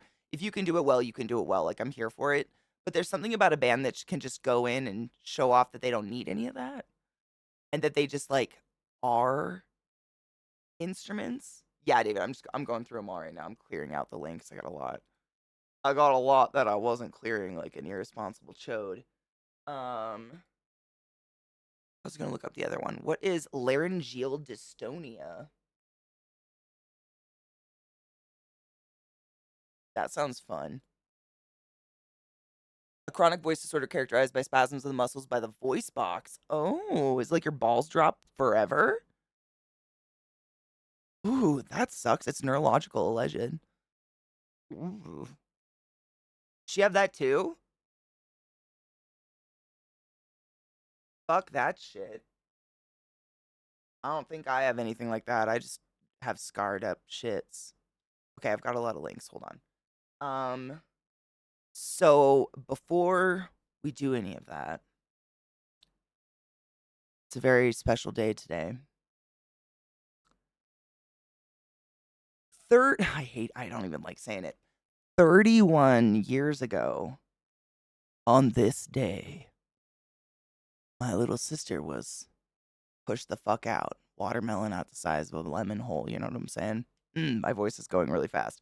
It's my sister's birthday, to be completely frank. And I told you guys earlier, I don't know if anybody's still here from that, but I said I'd give her a call on stream and sing her happy birthday annoyingly.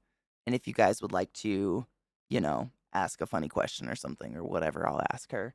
She is, I don't know why my voice is giving up. I've drank a lot. Oh, I'm going to drink water real quick. She's really fucking a hilarious person. She is, I swear she's exactly like me, just a little bit meaner. She's a lawyer. She's super fucking smart. The youngest of 8. She couldn't help it. She's super, I'm so proud of that girl. But yeah, she's 31, dude. I remember her being born. I wasn't there. I begged to go home. But I remember being at the hospital and my mom asking me to stay. Like, I remember being at the foot of the bed. It's very weird. It was almost frank. But, my dad had a little hissy fit about it. So, I'm going to call my sister and hopefully she answers. I know she has the day off. It's Sunday, right? Yeah, it's Sunday. She has the day off. So I want to call her and wish her happy birthday and say hi and then, tell her she's on stream and embarrass her and whatever. I know my voice has just decided, probably because I haven't slept in like 3 days. My voice is dying. But yeah, that's all. That's it. Sorry. Brain death. Let's see. Where are you in my phone, little sister?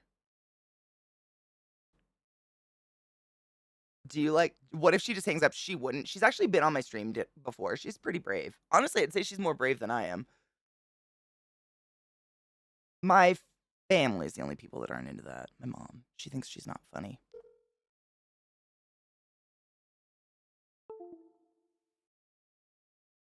That was me. I gotta scream at you. My voice is gone, but it's your birthday. Happy birthday, happy birthday. Oh no. This is your day to have a lot of fun. We're waiting for the celebrating. This is your day. So happy birthday to you. Ooh. You're live on my channel, and everybody's wishing you happy birthday right now. And someone wants to know if you like. Sarah says, "What's up?" I think you're picking up on the mic. I have my phone shoved into it, but I wanted to sing you happy birthday because I sing everyone on my channel, and I told everyone the story of like being at the hospital and begging mom to take me home. Because the concept of watching you be born was a nightmare to me. It was just a little push from the badge. Get over it, man. It didn't seem. I have like such a vivid memory of standing at the end of the hospital bed, and mom was in the hospital bed, still all pregnant and shit, and dad was standing next to her, and I think the chip guy was there already, and mom was like, "Do you want to stay to see your sister born?" And I just remember being like, "No." Yeah, I remember my feelings were just like, "Please God, please someone take me away." And so I'll do our anything. literally the chip vendor for the motel my parents owned took me home and spent the night with me while my little sister was born. I mean, I get it. I I mean, wouldn't want to there either. I don't remember understanding even the concept of what was going on. Like, I remember knowing mom was pregnant. I remember knowing I was getting a little sister, but I didn't know why we were at the hospital. And I think, like, the smells and sounds just were not okay. I think it scared me. And it was the tiny hospital in the, Yeah, the bum fucks. So, like, for sure, for sure. I'm also afraid of the whole event, so you don't I look get forward it. to that idea? I think the way I described it immediately before we called you was a watermelon through the hole the size of a lemon. Yummy. Very, Someone needs to trying make to like be a fruity drink where it's, watermelon based with like a twist of lemon. They just call it like the fucking prolapse or something. womb liberation Crowning. The crowning. or like crotch goblin juice. I don't know. Essence of crotch goblin. Come pet Nope. pina colada.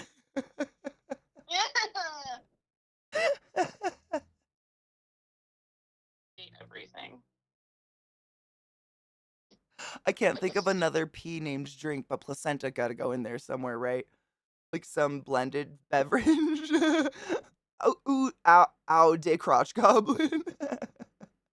I'm trying to think of a play on like. Is there a fruit like placenta melon? Oh, the parents are here.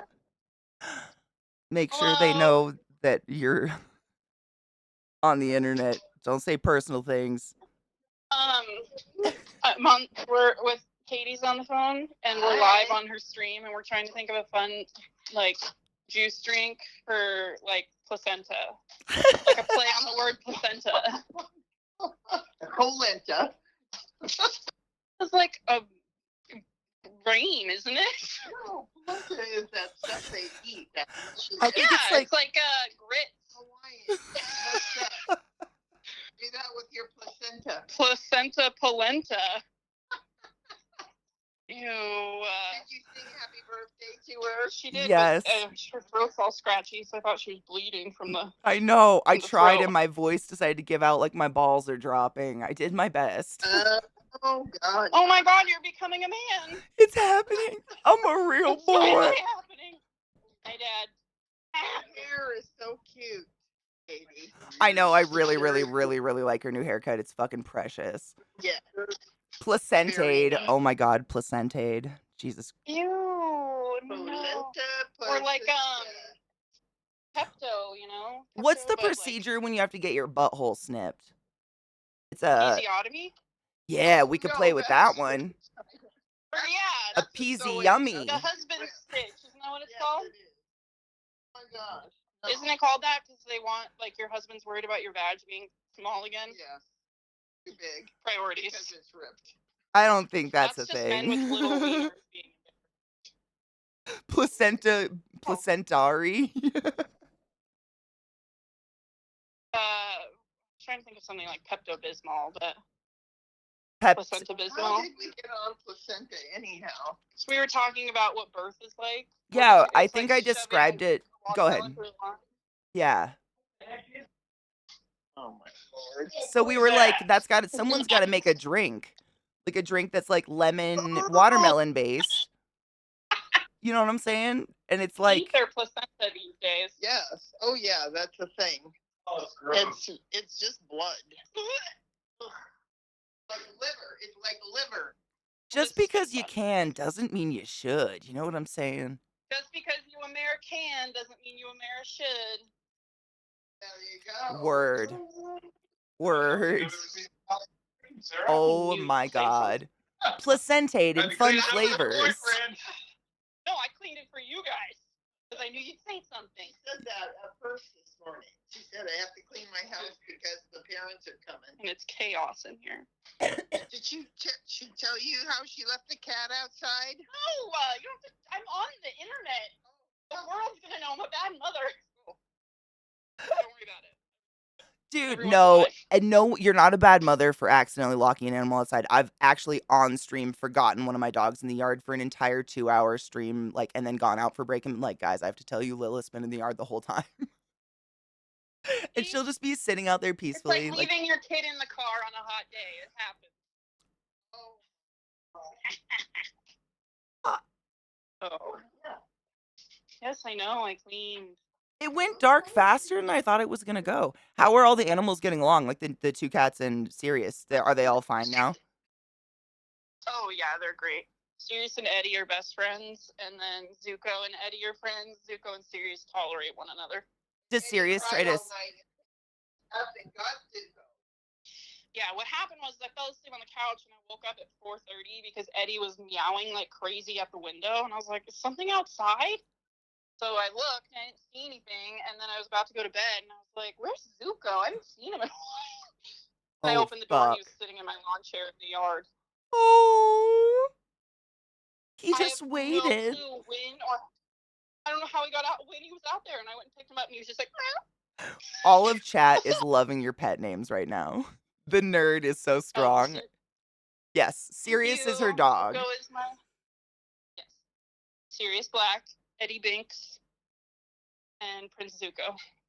Eddie Banks, if you don't know where that's from, you haven't been around. And Zuko. Yeah, I have Azula as a tarantula. We're a nerd family. We're strong. We're strong with it. It's fine. Yes, he's actually pitch black. He's fucking gorgeous. I have pictures of him somewhere. I'll pull him up You sometime. Eddie?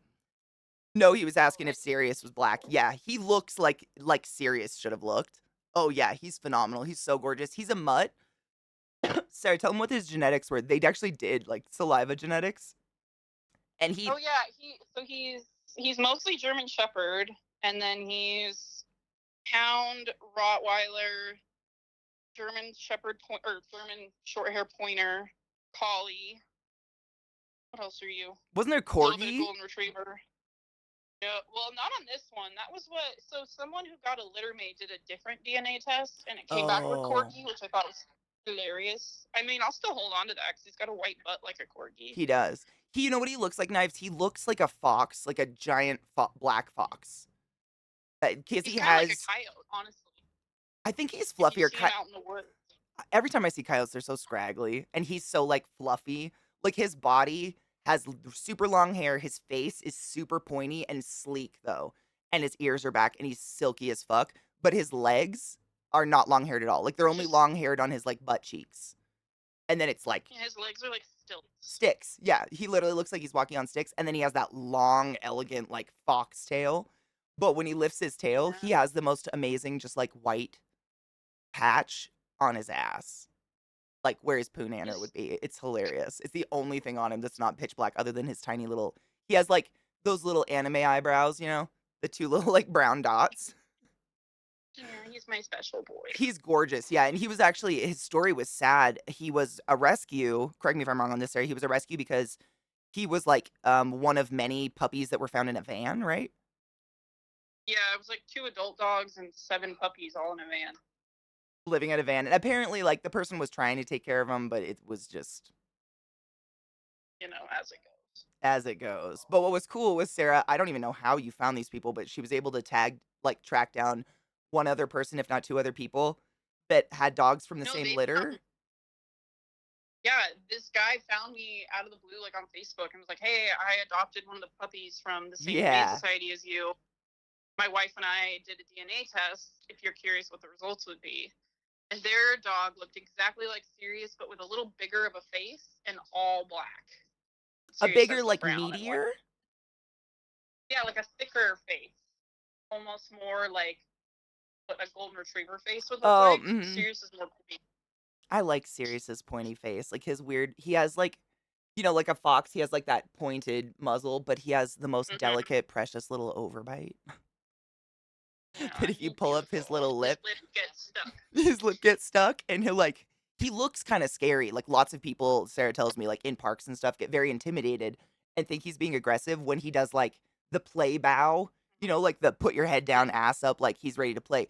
Because he does. He's very like pitch black, beautiful dog.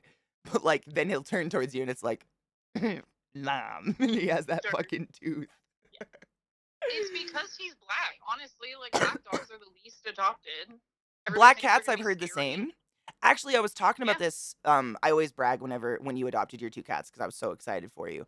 And we were talking about back when I was in college. I remember they would have like Halloween specials where you could go to a like a shelter or something like that, and you could adopt like two cats for the price of one if you adopted black cats. And allegedly, get this, they had to stop doing that because people are disgusting, and they were like going and getting black But they cats were to sacrifice black. them or some shit, like psychopaths. Mm. I know, that's I what like I my black said. kitty. I was like, "Fuck, go adopt all the black animals so people stop fucking being weird." Ugh. Like it. Yeah, it's my little sister's birthday, so I had to call her and say happy birthday and, talk, I wanted to do it on stream cuz why not? I'm turning But my parents are 21. oh my gosh, Sarah, I didn't tell you. It was actually super weird this morning. Normally I just hit go live and I just press play on my giant music list that's like, 8 years old or whatever. And I fuck you not, the Mhm. moment I actually sat down and like put my screen on, I'm turning 30 started, and I had to tell everyone the story of how we tried desperately to surprise you at your apartment last year, and mom and dad were so bad Oops. at it. You're But I did get to surprised. stand there and Katie like last year. hump the air with the "It's I'm turning 30" song, which was awesome because we You got to were listen trying to to like it surprise for me last year, but yeah. mom was confused. We tried so hard. What gave it Okay. away? He's a snooper. I'm not a snooper. I just know things. She's a snooper. You were meant to be a lawyer. I think back to when you were like 3 years old trying to cheat in Go Fish. Like what 3-year-old has that instinct? Lawyers. Ones that want to win Crazy. have no. And like my nana thought it I was know. so cute, she'd let her. She'd be like, "Oh, okay." Like look at her being adorable lying at 3 and we're all like, "Nana." I just remember with Yahtzee, I would just keep rolling. Like I thought no one noticed. I remember and we all just I kind of haven't let it rolled 3 go. times yet. You're both cheaters. What? I don't remember Katie cheating. Oh, she cheats. Really? Katie cheats. They only claim I cheat if I win, right? I don't think Mom's I've just ever joking. even done anything like I've never been able to be banker or property person because mom's so neurotic about it. There's no way to cheat. I Unless refuse to be she's banker shorting because I me, can't do math. you old hag. Where'd you get all the pink 50s, Grandma? Grandma is a cheating whore. Thank you. Yes. Don't touch me, Grandpa. Nana is a cheating whore. Sarah, what's your favorite letter of the alphabet? What's my favorite letter of the alphabet? Mm-hmm. You need to write it down. Oh, that's such a heated question. I know, it's a loaded one. This is important. What's my favorite letter of the alphabet? Bezabelli, no shit. My little sister's kitty cat is named Binks. Her little void kitty cat. So now she has a void kitty cat, a void puppo, and then I don't know what you would call the third. The ghost? They're all boys. I say hashtag boy mom. What's the airspeed velocity of an unladen swallow? Hold on. Is it the European or how does it go? What kind of swallow? You're are you so talking about? close. African or I can't European remember how it variety. goes. African or European variety. Yeah, I knew there's European. I knew you would get it. I thought you were going to seriously answer it for a minute. What's your favorite Oh. color? I find I don't have one anymore. My favorite color, like blue green, I'd say. Like teal. Yeah, probably literally like the sweater. I feel like it depends on the day. Or like, I Yeah. think I like a shade of almost every color except yellow. Yeah, just You know don't what I say mean? black because then people are like, black is the absence of color.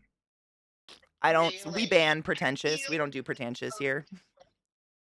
Oh yeah, wasn't your wedding like teal and peach? Yes. Interesting choices. Very 80s. My mom got married to my bio dad in a peach skirt suit.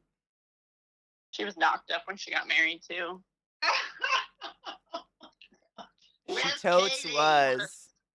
I'm a sin baby, conceived in Maui, which is now burnt to the ground. Amazing.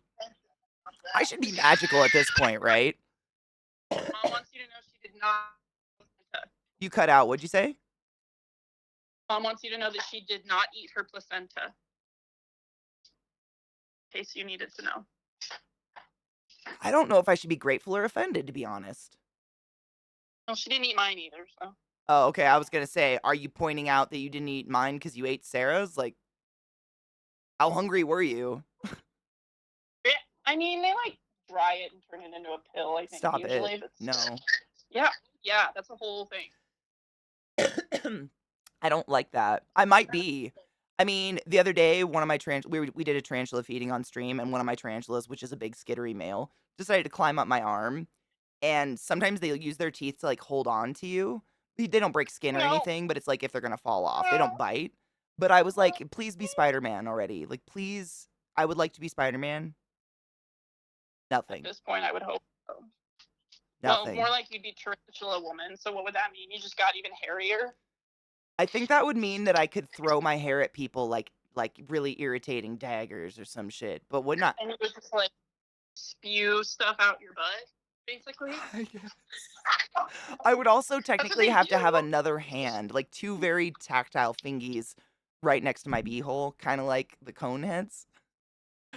Oh yeah. I saw a thing on Facebook today where Elf ate his bubble gum. I'm sorry, and it what? blew out his ass. A bubble. Wait, someone actually blew a bubble with their beehole?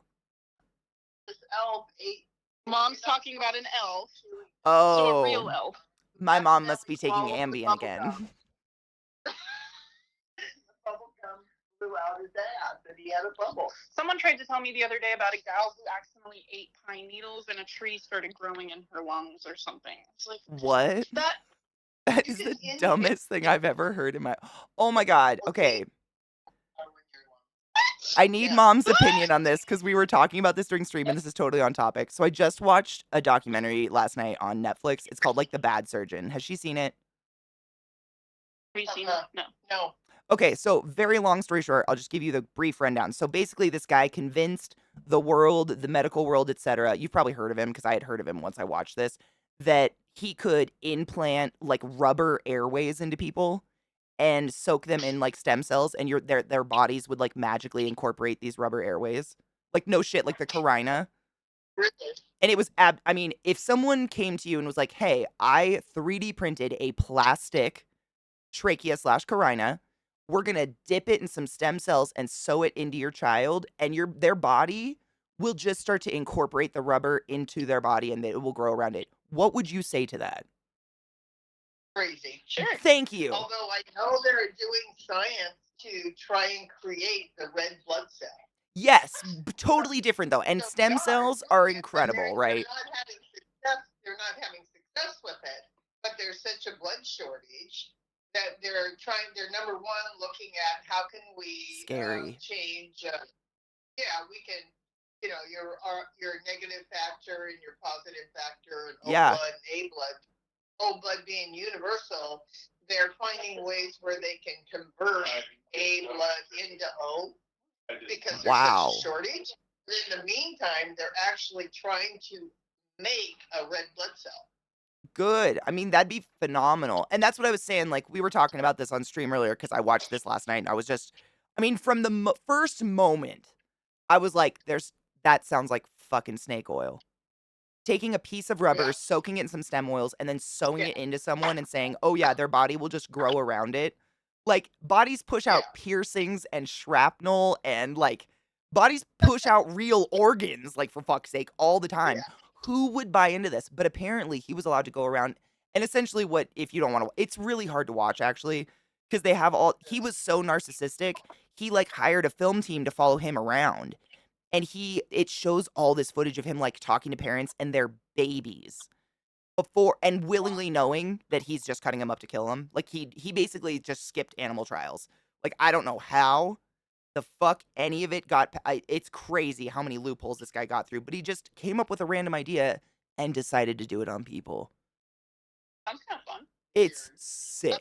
And like, I mean, spoiler alert, 100% death rate. Yeah. I read that book. Dude, it was just, I mean, Sci-fi.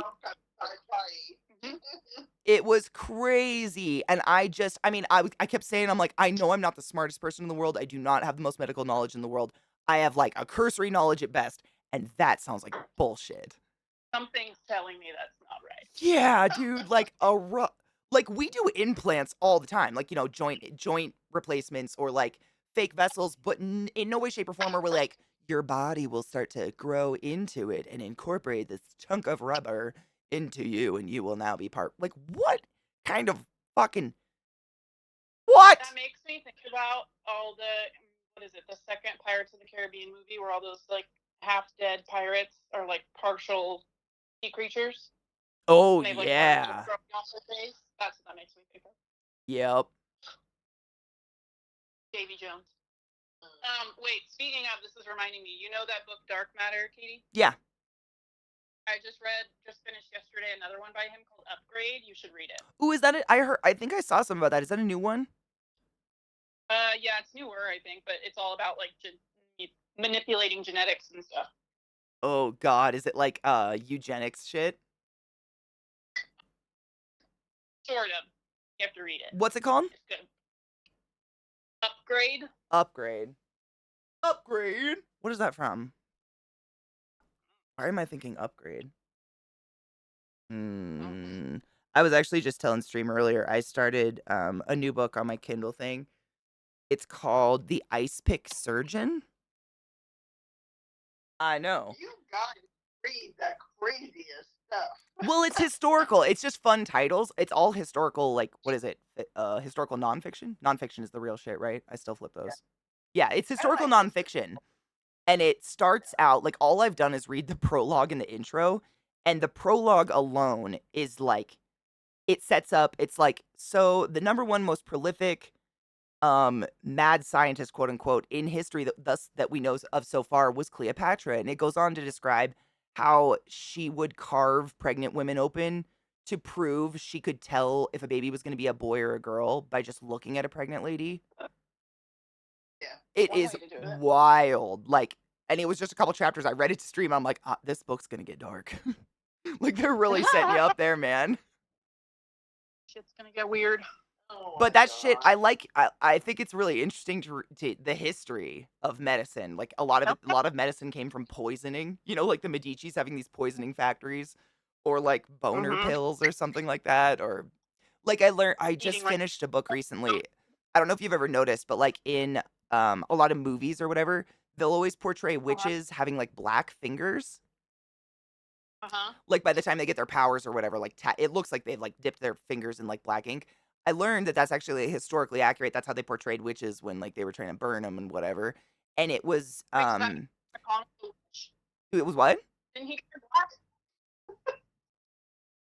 I didn't hear you, cut out again.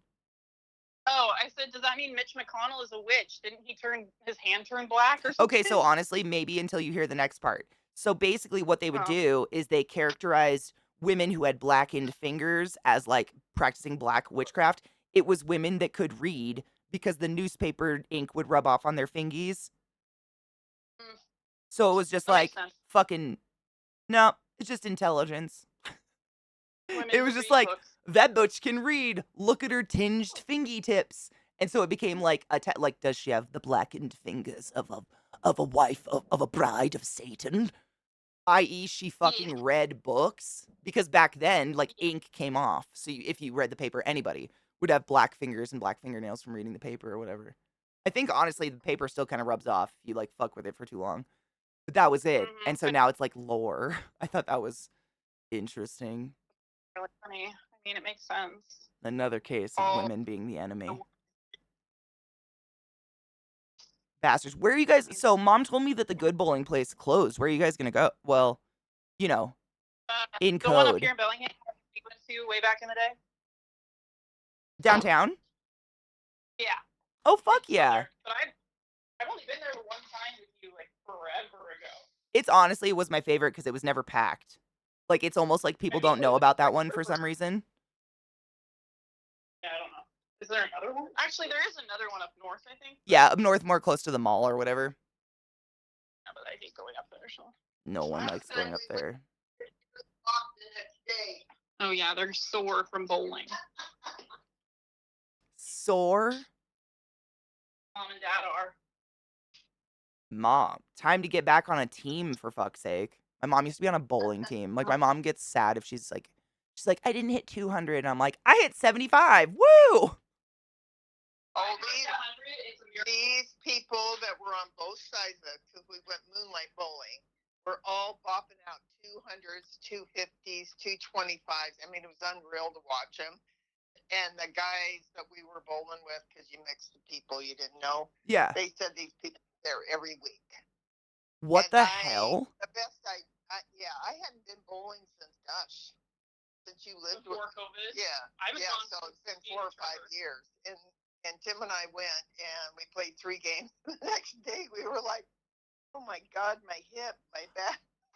I would be so intimidated. I wouldn't be able to focus next to those people. Were they the kind of people that do it like dad, like they palm the ball and just kind of like strangely huck it? A lot of them, they've got twists and turns and stuff. And they were all very nice people. Nobody was stuffy. It's pitch dark in there because it's moonlight bowling, so you can't even see the lanes half the time. I know.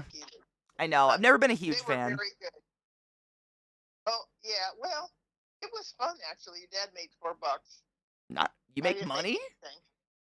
Yes, if you get a strike when there's colored pins at the beginning and stuff, they'll announce it and say $4 on lane 50 if they get it. Oh yeah, there was a lady who won $500. Fuck off. Yeah. I've never seen that at Moonlight Bowling. I want to make money. You have to put your name in a bucket. They pull that, and if you get pulled, then you have to go to this lane, and everybody watches you. Okay, just kidding. kidding. The whole lane shut down. I'm good. And then she has to get a strike, and she got it. And she got $500. I would have shat my pants and just started to cry. Yeah, she was a young girl, and she was just like, okay, I'm going for it, and everybody's staring. It wasn't No. It wasn't the gal doing the 1,000 one. Gutterballed it. Yeah, that was bad. That would have been me, man. I would have thrown it into the ceiling or some shit, dude. I can't with that. I would have had a panic. Nope. Like the eyes, everybody's stopping. Because every time I liked Moonlight Bowling, but every time I went, it basically just meant everything was really dark and they had like black lights everywhere and like, kind of more modern music and stuff.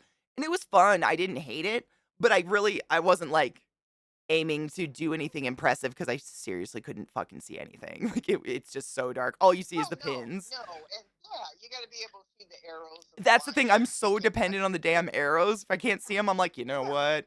Let's do like the guy from Parks and Rec when he squats down and just pushes it between his legs real slow. Yeah, and some of us did. I mean, with your dad and I, 134 or whatever, we didn't do that great. But nobody else in our group did any better, and some of them did worse, and we just laughed. See, it's because those fucks next to you were stealing all the good. They stole all the good. God. I believe it. That is could not believe crazy. They were whipping out. Yeah, but the guy said they're there every weekend, so they're just regulars who, Oh, they do Bull One League too. I was gonna say they're probably on a league because that's crazy. That's so much. Yeah. One strike after the other. I don't know if I'd want to be good at bowling because, like, I kind of like that I can go and there's like no pressure. I'm just like super stoked to, bust 100. I bust 100, I bust my nut. If I don't, I'm like, you know what? That's fine. I had a good time and had good fries. Yeah. Oh, you got a cold? It's just the remnants of this shit still. I saw you guys were pretty cold. It's freezing. It's actually been snowing all day, yeah. It's like, it's like the remnants of the COVID shit and the dry air. I mean, we've got humidifiers going on and stuff, but we haven't been over 20 degrees in like a week and a half or whatever. So our heater just keeps kicking on, and that dry air, I can feel it. Like, I feel like I start getting a tickle and I'll start like chugging water. I'm like, not again. But it's just the dry. Yeah. And it's like, I've been streaming for almost like 6 hours. So by the end of my stream, my voice is like, Yeah.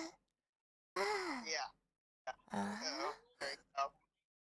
Yeah, we're actually sunny right now, but Spokane's Lucky. getting snow. They're getting snow, and the mountain pass is getting snow like crazy. So Yeah, we haven't stopped. it's I was coming talking about it though. earlier. It was like I have a couple people in the community who have lived in the greater Colorado area like way longer than I have, and they said it's mostly a recent like thing in time, that there is no fall or spring. It's like it went from being like 85, 75 degrees, gorgeous weather outside, like it felt like fall. The leaves were turning, and then I think it was like the day after, I think it was the day after Halloween. I texted all you and I was like, "It's fucking snowing." And I swear Yeah, to you, yeah. the It trees is just said, on "Fuck this Thanksgiving. shit." Yeah, it was on Thanksgiving because it Yep. was nice, and you said, "Oh, the sky's looking kind of that weird look," Yep. and It smelled like then you snow. texted me right up and said it's snowing. Yeah, I literally hung up the phone with my mom, and the second I did, I looked outside and it started snowing. And it was like our trees just gave up on life and just went like, "Buh," and every tree in Ugh. the city dropped its leaves. And now it's just like it reminds me of Spokane. It's like the old, like the snows, it just did that one huge jump, and then today it's kind of looking a little bit better because we're getting sprinkling snow. But it's just like that old like gravel filled snow that, animals are probably dead inside or bodies or something. This has Yeah. been shoveled one too many times. Yeah. I'm cool with the fresh Well, snow, but man, it's just been really cold and dry. yes, we have been cold too, down in the 30. Early, yeah, about 30. Well, no, 28 one Damn. night. It's not Yeah, even no, winter yet. yeah, see, and it's been cold, but it's sunny. And so we're like, oh, wow. And we're not getting that rain. Well, now we're starting to get the rain, which finally in December, we're way behind. But we actually had a November that was sunny and cold. We've Like, kind of had that for oh, the this most part, a little bit, but not. we have. That's pretty normal. For We Denver. normally get a little bit of rain. Like, we haven't had rain at all, which has been weird. Like, it did the huge snow dump, kind of melted a little bit, but Yeah. definitely is still icy there. Nothing else, which I don't know. We had like that super wet summer. I mean, it was like an East Coast summer. It just rained almost every single day.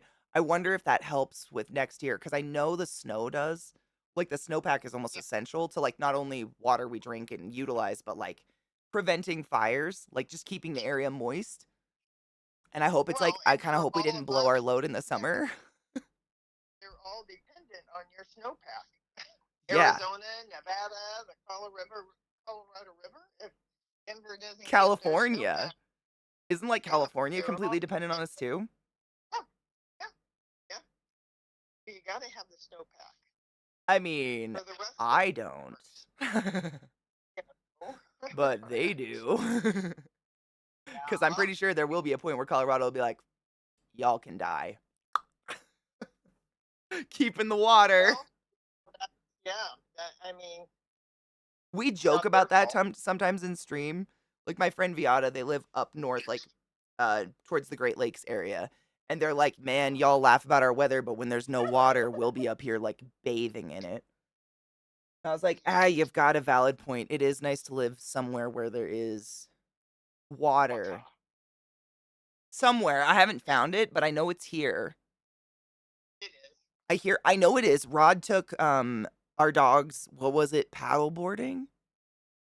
Paddleboard Oh, really? yogaing? Oh, that's what your sister does. Yeah, well they take the dogs. Thank you, Najio. Yeah, Oh they my take the gosh. dogs. So they have tiny dogs, they have the French bulldogs. So the French bulldogs like Oh, I fit. thought they had poodles like They you. have the one poodle, and she just Oh, actually, what's today? Today's the third. I believe in 11 days she turns a year old. It's so weird that I know someone else's dog's birthday. I'm recognizing that right now. Uh, she turns a year really soon. She's still a little like small and still like hitting her puberty stage, and she fits apparently. But like our dogs have never done it before, and our dogs they feel, I don't know if they're bigger than Zelda, but like lankier, or maybe they're just mature huh. because they're like That's the almost same 3 years old or breeder, isn't 4. it? Isn't it the same breeder? Same breeder and everything, yep. But theirs is way younger. But yeah, I'm Oh, pretty positive okay. they have the same fucking parents because Zelda looks exactly like Lilith.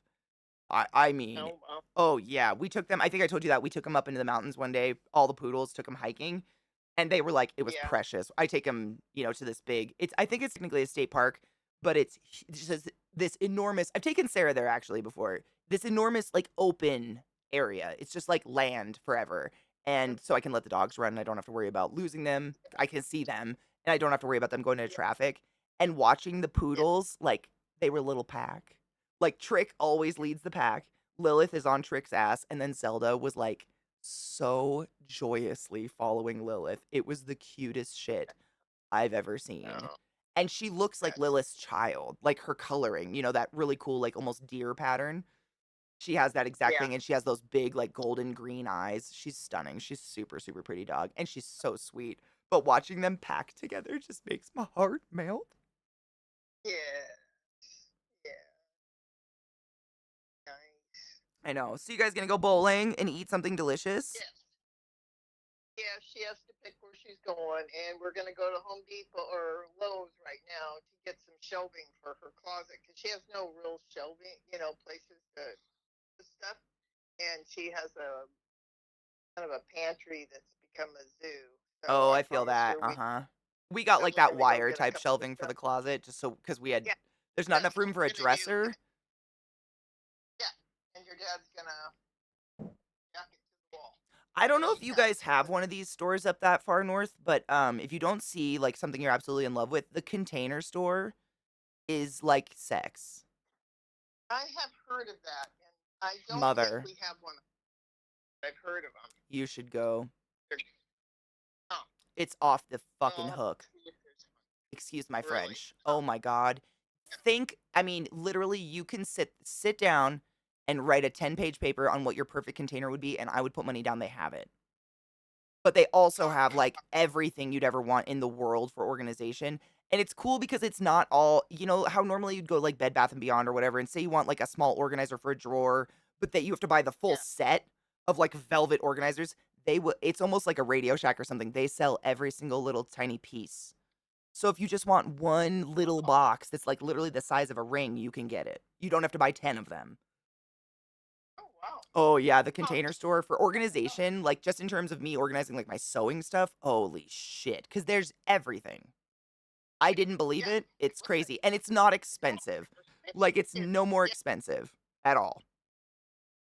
Huh. I'll have to look and see if we have one. Oh dude, I I have guarantee you have searched one down south probably somewhere, but up north I don't. Maybe in Canada. the name of the I don't know what the maybe. exchange rate is anymore. It might not be worth it. But yeah, I mean, seriously, organization cleaning products, like stuff to travel goods, and then anything that is a container. I mean, holy shit. Like Oh, I get these little tiny, like, I mean, they're the size of a quarter. They're these little pots, basically to like put like lip balm in, because I don't like having like a stick. So I'll crush it into a pot. I get these itty bitty that I uh-huh. mean they're the size of a quarter, they're maybe an inch high or whatever. And I get them for like 35 cents a piece. Maybe, Gosh. and they've got screw tops, That's they're probably what airtight. all your little critters are in, those little Literally, boxes. yes. They have a product there. It's called an AMAC box, and it's basically like a box you would use to display, like something pretty that you want to put in a clear box. So it has no Yeah. seams, but it'll have a lid. People use those for Yeah. spiders all the time. Really. Yep, they just drill holes in them, and they work perfect. I know. I feel like I'm a sponsor for the Container Store, but no shit. I like organizing, but I'm one of those people that like if I put something away and I don't see it, it's almost like out of sight, out of mind. Like I forget I have it or I'll Yeah. go mad looking for it. And I love the fact that I can go there and just get clear containers. Everything is clear and see-through. And everything has like a Yeah. matching lid that snaps on well.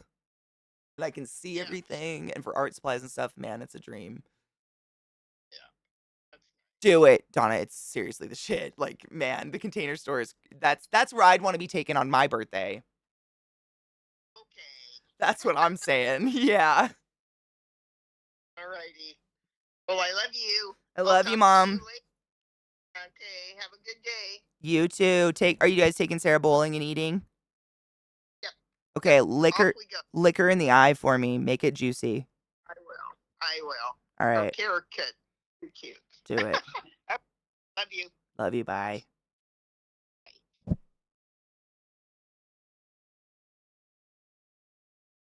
So there's my family in a nutshell. That's literally, I didn't know my parents were coming over, but I could have fucking predicted that conversation, that the way that that would have gone. My sister answers the phone. My mom commandeers the phone. My dad yells in the background for a bit. Every time. She didn't even let me say goodbye to Sarah. I love her so much. Mom's the best. I love my sister. Um, families, man. My dad was there somewhere. Liquor in the eyeball. Yeah, I don't know. Hopefully, I was hoping she'd put her back on the phone, but I guess I don't get her. He looks, oh man. Trying to think. It's the, oh my god, it's the Mitchell's movie. The dad from the Mitchell's movie is like is so a quintessential like caricature of my dad. I think that's who I'm thinking of. Is that who I'm thinking of? Oh my god, I have to look. Hold on. Yeah, it's Mitchell's versus the Machines. It's either that or it's one other movie that has just a funny, like, kind of, rednecky kind of dad. I feel like they're the caricatures of them. Hold on.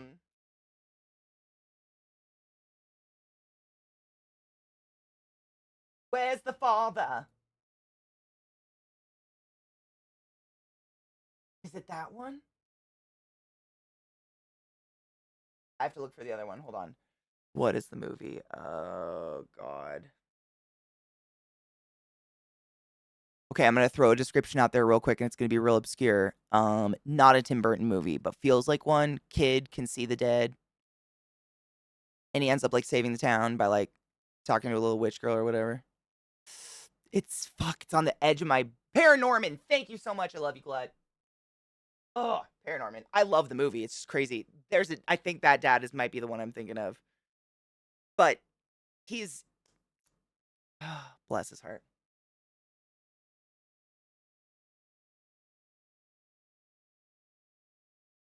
I think it's the Paranorman dad is the one I'm thinking of. If you've never seen Paranorman, by the way, great movie. I think it was the yeah.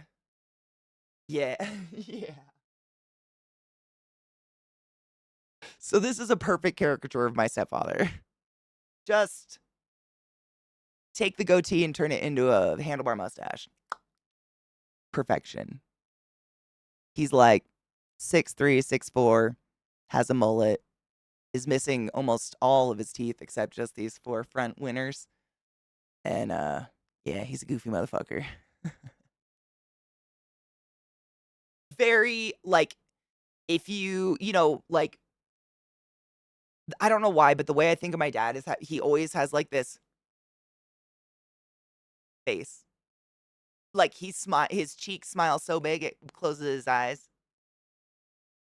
Like he just has kind of in hand his pockets. He kind of looks like a little kid who's done something wrong all the time. Like I would say he is the definition of shit-eating grin. Like he'll always have his hands in his front pockets and just be like, "What's going on, kid?" Mullet. He's precious. I love him. He's a very kind person. But he's perfect caricature. He's like tall, skinny, but has that beer belly we were talking about earlier, like that hard as a rock thing, So he's just reminds me of that a lot.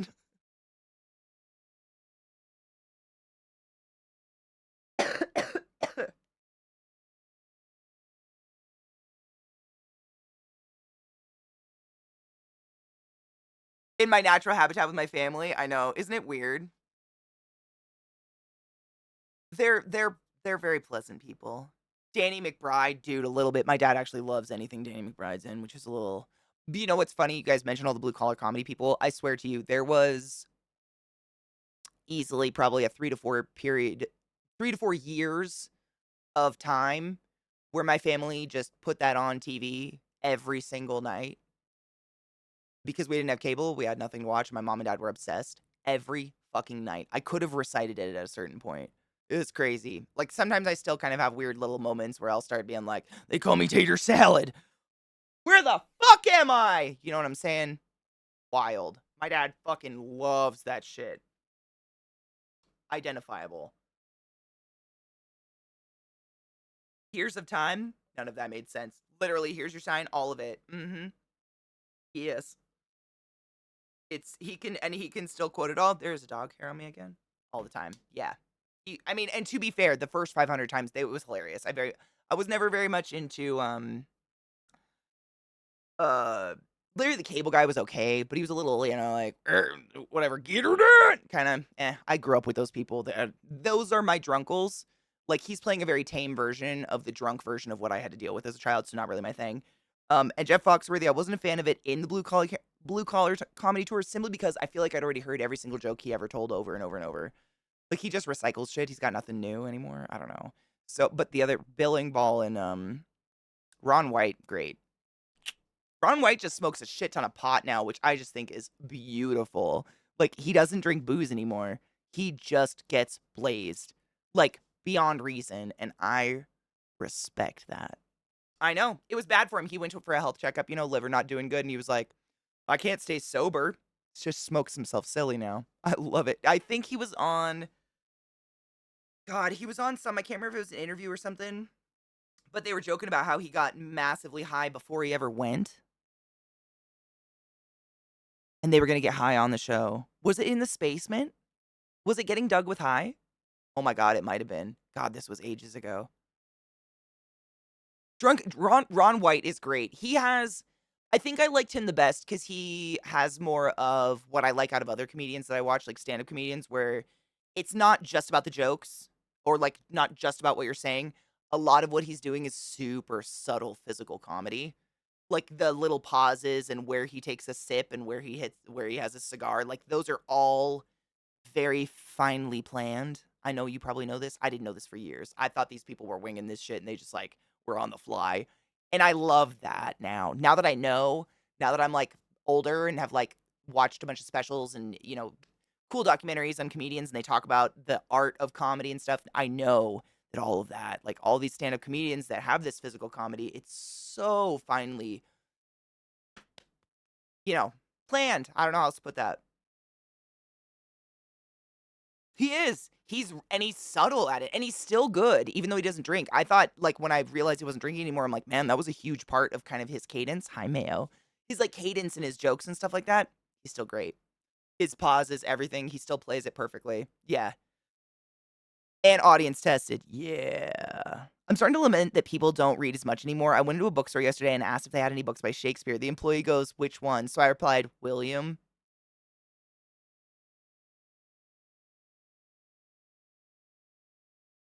There's a lot of layers to that.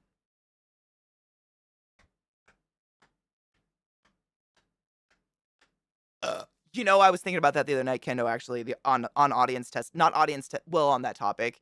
I watched Mike Birbiglia's new stand-up. It's pretty good if you haven't seen it. It's on Netflix. It's got a lot more physical comedy than he normally does. He's normally kind of very soft-spoken and a little bit more mellow. It's pretty fucking funny.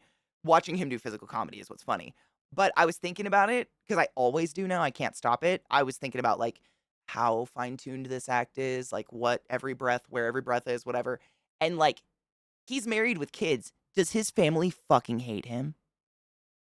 Like, imagine how much material he tests out on his partner. Does she ever just wanna set herself on fire? Like, we all worship these people because we hear the stand-up one time and we're like, "Holy fuck, that was the funniest shit." This woman has probably had that stand-up ground into her ass, dry, for God knows how long. Like, oh god. Oh, to be the partner of someone who had to do shit like that, like performative art. What up, Barry? Out there breaking shit? Yeah. That crossed my mind the other night, and I was like, "Oh my god." That would probably be mind-numbing, right? I think I'd go crazy. I'd go crazy. Thank you guys for wishing happy birthday to my little sister. She's my favorite human in the whole world, and honestly, I wanna cry that I can't be there with her, but what are you gonna do? Right, Kendo, and isn't that kinda how they all kinda get together and, like, most comedians kinda know each other? Because even the biggest comedians out there, like, the most successful, they're running their new material in the shittiest, dankest, nastiest clubs, like, not together, but coincidentally together, right? I heard I don't remember which comedian. I love to watch comedians. I love to listen to them talk about their art. Someone was talking about that, And it was fascinating. I'll tell her, Barry.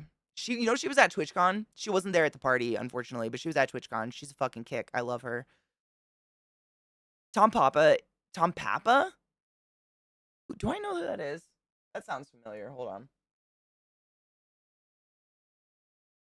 Papa. Oh, yeah. He's fantastic. He's real good at the subtle. Like, I feel like if I was to go to a show of his in person, I'd want to be up close because a lot of his subtle comedy is little tiny facial tweaks that, like, if there wasn't a camera up in his fucking face, you wouldn't see him. Like, I don't know if I would know what was happening if I was far away. Yeah, we all agreed you look so much like Dave Grohl without your beard. It's insane. Like, freakishly similar. It was wild. Not that we talk about you all the time when you're not here. Don't be weird about it. It's fine. I assume that with anyone dating a comedian, yeah, you probably just have to tone it out at a certain point. Or, like, just smile and nod. The Two Bears, One Cave is fantastic. Yep, I watched that one. I love watching, Segura and his wife. Chrissy P. What is it? Your mom's house? Your mom's house? Your mom's basement. Your mom's box. Your mom's box? You know the one I'm talking about. The mom's whatever. Your mom's house, I think. They're great. They're so funny. I love just hearing them have conversations to each other because they live in bits and it's fucking great. Your mom's house, yes. I knew it. Okay, not box.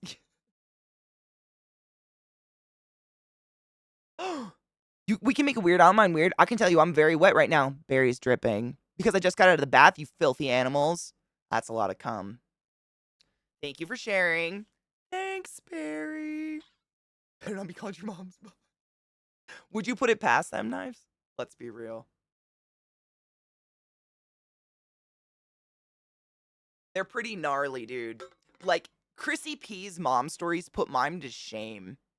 Her mom, I can't remember what, she was like Hungarian or something. And she didn't speak very good English. And she would just like scream things in her native language at her children that equated to, I'm gonna strangle you until your head pops off, or like, I'm gonna kick you in the ass so hard you taste it. But it would be like in beautiful Hungarian, like in a parking lot of grocery store, and everybody around would be like, oh my God, beautiful language. And the kids are like, ah! You know what I'm saying? Crazy. Like, and the kids, this is the best part. This is the psychological warfare that I'm just so here for it. So, best part in my opinion. So her kids picked up that their mom was like picking up English from them because they were going to school. So their kids started like just teaching their mom fucked up shit. Like instead of saying it's cold outside, their mom would say, outside, Kristika, it is crispy. And they'd be like, yeah, mom, it's fucking crispy outside. Brr, crispy as fuck. And I am fucking here for that. I wish I was that clever of a child, to be real. I was not. I was a dumb child. What are you gonna fucking do? Yes. I think my sister showed me that, Kendo. My sister knew about Tom Segura before I did, actually. Yeah. Have you seen I think he posted the videos of his mother incredibly high on edibles from his like stand-up story of like, I know you tried to kill me last night, Tom. But I am still here. It's amazing. Dude, what an incredible human being, those two people. I mean, Tom Segura's hilarious. He really does. He's another one, very subtle comedy, and sometimes he gets real quiet and like he makes me cry. Yeah. Chrissy's fucking hilarious too. She hasn't done a stand-up for a while, but I rewatch her older ones because they're just phenomenal. I don't know. On that note, I'm gonna go rest my voice and my uterus and all my parts because I have cramps and feel shitty. But thanks for hanging out with me today, and thank you so much kindly for wishing my little sister a happy birthday because it's special and I fucking love her. She's importante. Um, Tomorrow's day off day. Wow, voice. Tomorrow's day off day. Mondays I usually take off. I just like sit around the house and literally do nothing. I'm gonna try to paint things for my family for Christmas. I don't know. I'm gonna do my best. But I advise you still take your fucking joy, clean your goddamn bong, wash your fucking hands, scrub under your fingernails because there's shit under there, and pee after sex and self-loving. Because it doesn't matter whether or not I'm streaming, those things still kill you.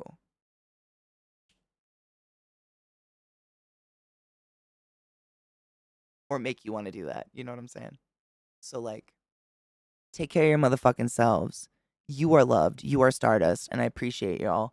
I'm sorry. I mean, I've just been so low energy and so shitty. But like after tomorrow, I should be better and recovered and high energy and back.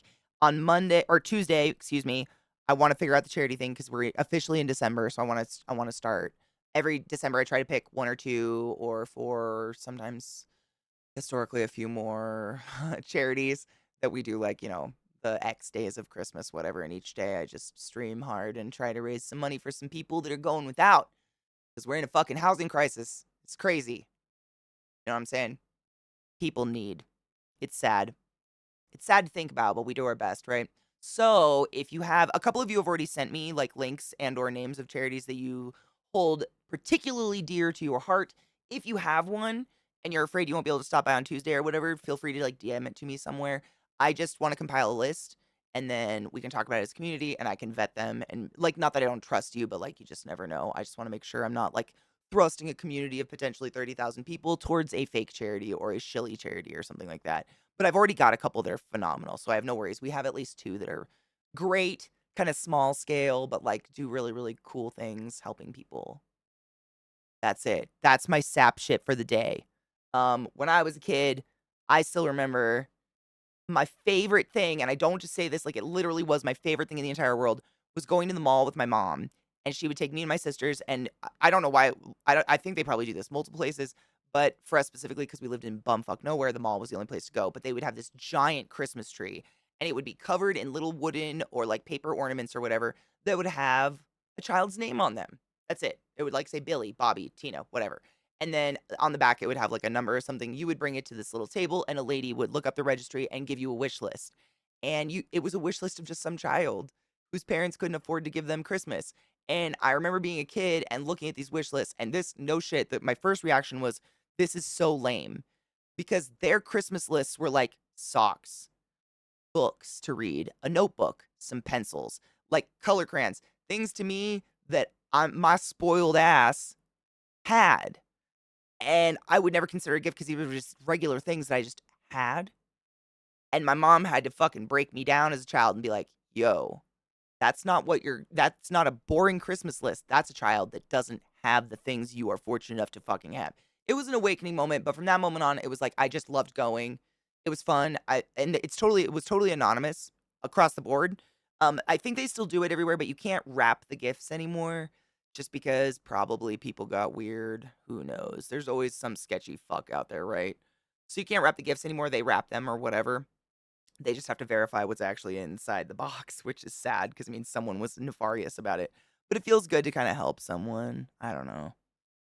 I think that there's so many, and especially like charities that, like, one, for instance, one of the charities is a charity that Chesh actually pointed me towards that is people who do like equine therapy with children who have neurospiciness or trauma or PTSD, et cetera, et cetera. Like, not even just children, like people of all ages who have problems, like, they work with them, therapy with horses and stuff like that, and I think that shit Chesh, yeah, I was just talking, like, Tuesday's the day, because I know I've never had a period that long, I'll be better by Tuesday, but Tuesday, I wanna talk about all the charities, and I was saying, like, just as an example of one of the ones that you guys have shown me, that's probably one of my favorites, because it's real personal, it's, like, hands-on, it's personal, it's not like I feel like there's a lot of charities nowadays where they're just like, "We do this, give us money," and I'm like, "What are you doing? Where's the money? Like, what are you doing?" So you raise money to prevent, let's say, some marginalized group from wanting to self-harm. Like, what are you actually doing? Whereas, like, that I loved everything about that group and, like, what they do with people and the horses and stuff like that. Like, it's fully encompassing and it's hands-on, and I think that shit is really fucking cool. No, absolutely. Tuesdays, they were gonna talk I was just saying, like, if anybody has a charity like that that's personal to you that you hold dear, please send it to me in a DM if you can't be here. But if not, please come by because it's cool. Stream for a Cause. I haven't heard of that one. I'll write that one down. I'll vet it because I'm gonna go through all of them. I had a chance to work with a lady who's in hospice who came for a few months, and it helped her not want to be unalive. Yes. Right before she passed, she said to let us know that we helped her be a cowgirl again.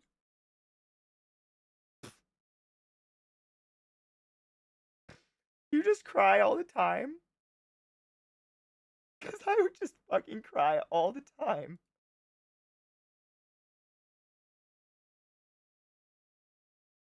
I mean, come the fuck on. Name a bigger gift. Name a bigger gift, man. That's really awesome. It's like happy tears, but man. Yeah, that's fucking special. And that's the kind of shit that's really, I think that's important. I try to do a multiple charities a year, but during Christmas, I try to pick one that's a little unique and maybe a charity that isn't like, nationally renowned and therefore isn't getting a shit ton of resources, funds, attention, et cetera, outside of local support. And sometimes that can really, you know, damage slash destroy a program like that. And sometimes just getting a little anonymous gift from somewhere can mean a lot, you know? You know. She was able to afford her sessions, but it makes me happy to know we have the charity to help those who can't afford. I agree. I don't think like being financially like stable or otherwise should be should grant you the privilege of feeling like you don't want to unalive yourself. You know? That should be something that we should all be allowed to feel. I don't know how else to say that. I try not to use triggering language or anything because I understand. I get it. There's some language out there that really just gets to people.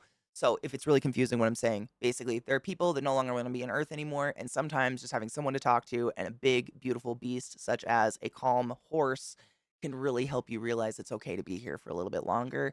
And that's fucking cool. Not to get sappy as fuck on y'all, but man, I think a lot of us have maybe not been to like the darkest place in the world, but we've been to some places and they're not the best. And help can be great, you know? Sap! Cox and cum. We gotta make it filth again. All right, I'm gonna raid my friend Elbel and I'm gonna go fucking rest my voice. Be good. Take your meds, drink water, do all the things I was talking about earlier, obviously. Just because I'm not here doesn't mean you could stop taking care of yourself, but I'll be back on Tuesday. We're gonna do the charity talk and decide and talk about them and all that. It's probably gonna be a big old fucking sappy day.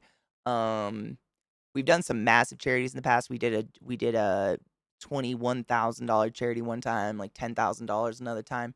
Like it really depends, but like honestly, $5 is all I like. If we as a community raised $5, I'd be proud. It doesn't matter because $5 can buy a nasal cannula for someone that otherwise wouldn't have had one that could be life saving. It all matters, especially when it comes to helping someone who's in distress. You know what I'm saying? Not to be sappy. God. I'll miss you guys. I know day off sucks. I hate it. It's really hard to do, honestly, like emotionally and physically, it's really hard to do. But I got to a point streaming where I realized like if I take exactly 0 time off, I find I have nothing to talk about because I literally don't have a life outside of stream. It's so weird. Like I would just sit here and be like, I didn't do well, like turn to jello. So I try to take at least one day off and I try to go do something. So I mean, even if I don't tell you the thing I did, like maybe I saw someone funny or a funny shirt or I saw a candle that smelled like butts or something. Like I always have like it's just something. I don't know. I appreciate y'all. You're fucking cool people. I recently volunteered for the first time at this place out by the theme parks here called Give Kids the World Village. And it's like this really cool storybook looking village of vacation villas. Fuck yeah. Oh, for Make a Wish families? Oh, dude, yes. And just arriving on the property was really affecting me emotionally. I'd cry. Yeah. I'd cry. There ain't nothing wrong with having feelings. I'm glad I can emote as a person, but man, I totally get what you mean. Like I've been in places like that where you just like overwhelming. Like you feel it's almost like an overwhelming amount of like relief for on a massive scale from a whole bunch of people that just like fucking maybe have not felt that for a really long time or have just like all they've felt is dread for a really long time and that, you know what I mean? I know. I appreciate that. I miss you, trust me. It's so weird not talking to y'all all day. I kind of get sad, but I have to tell myself it's okay. It's very weird. I hate it too, trust me. I have to like my mods have to peer pressure me into it. Everybody does. It's crazy. Yep, I totally get that. And I think they're probably used to that kind of response, honestly, because the kind of people that volunteer for programs like that are probably bleeding hearts like me, like you and I. You know, we're the kind of people. The reason we get into that is because we don't need to be there to put ourselves in that person's shoes, and therefore we feel it is appropriate to try to help them. You know? Yeah. Okay.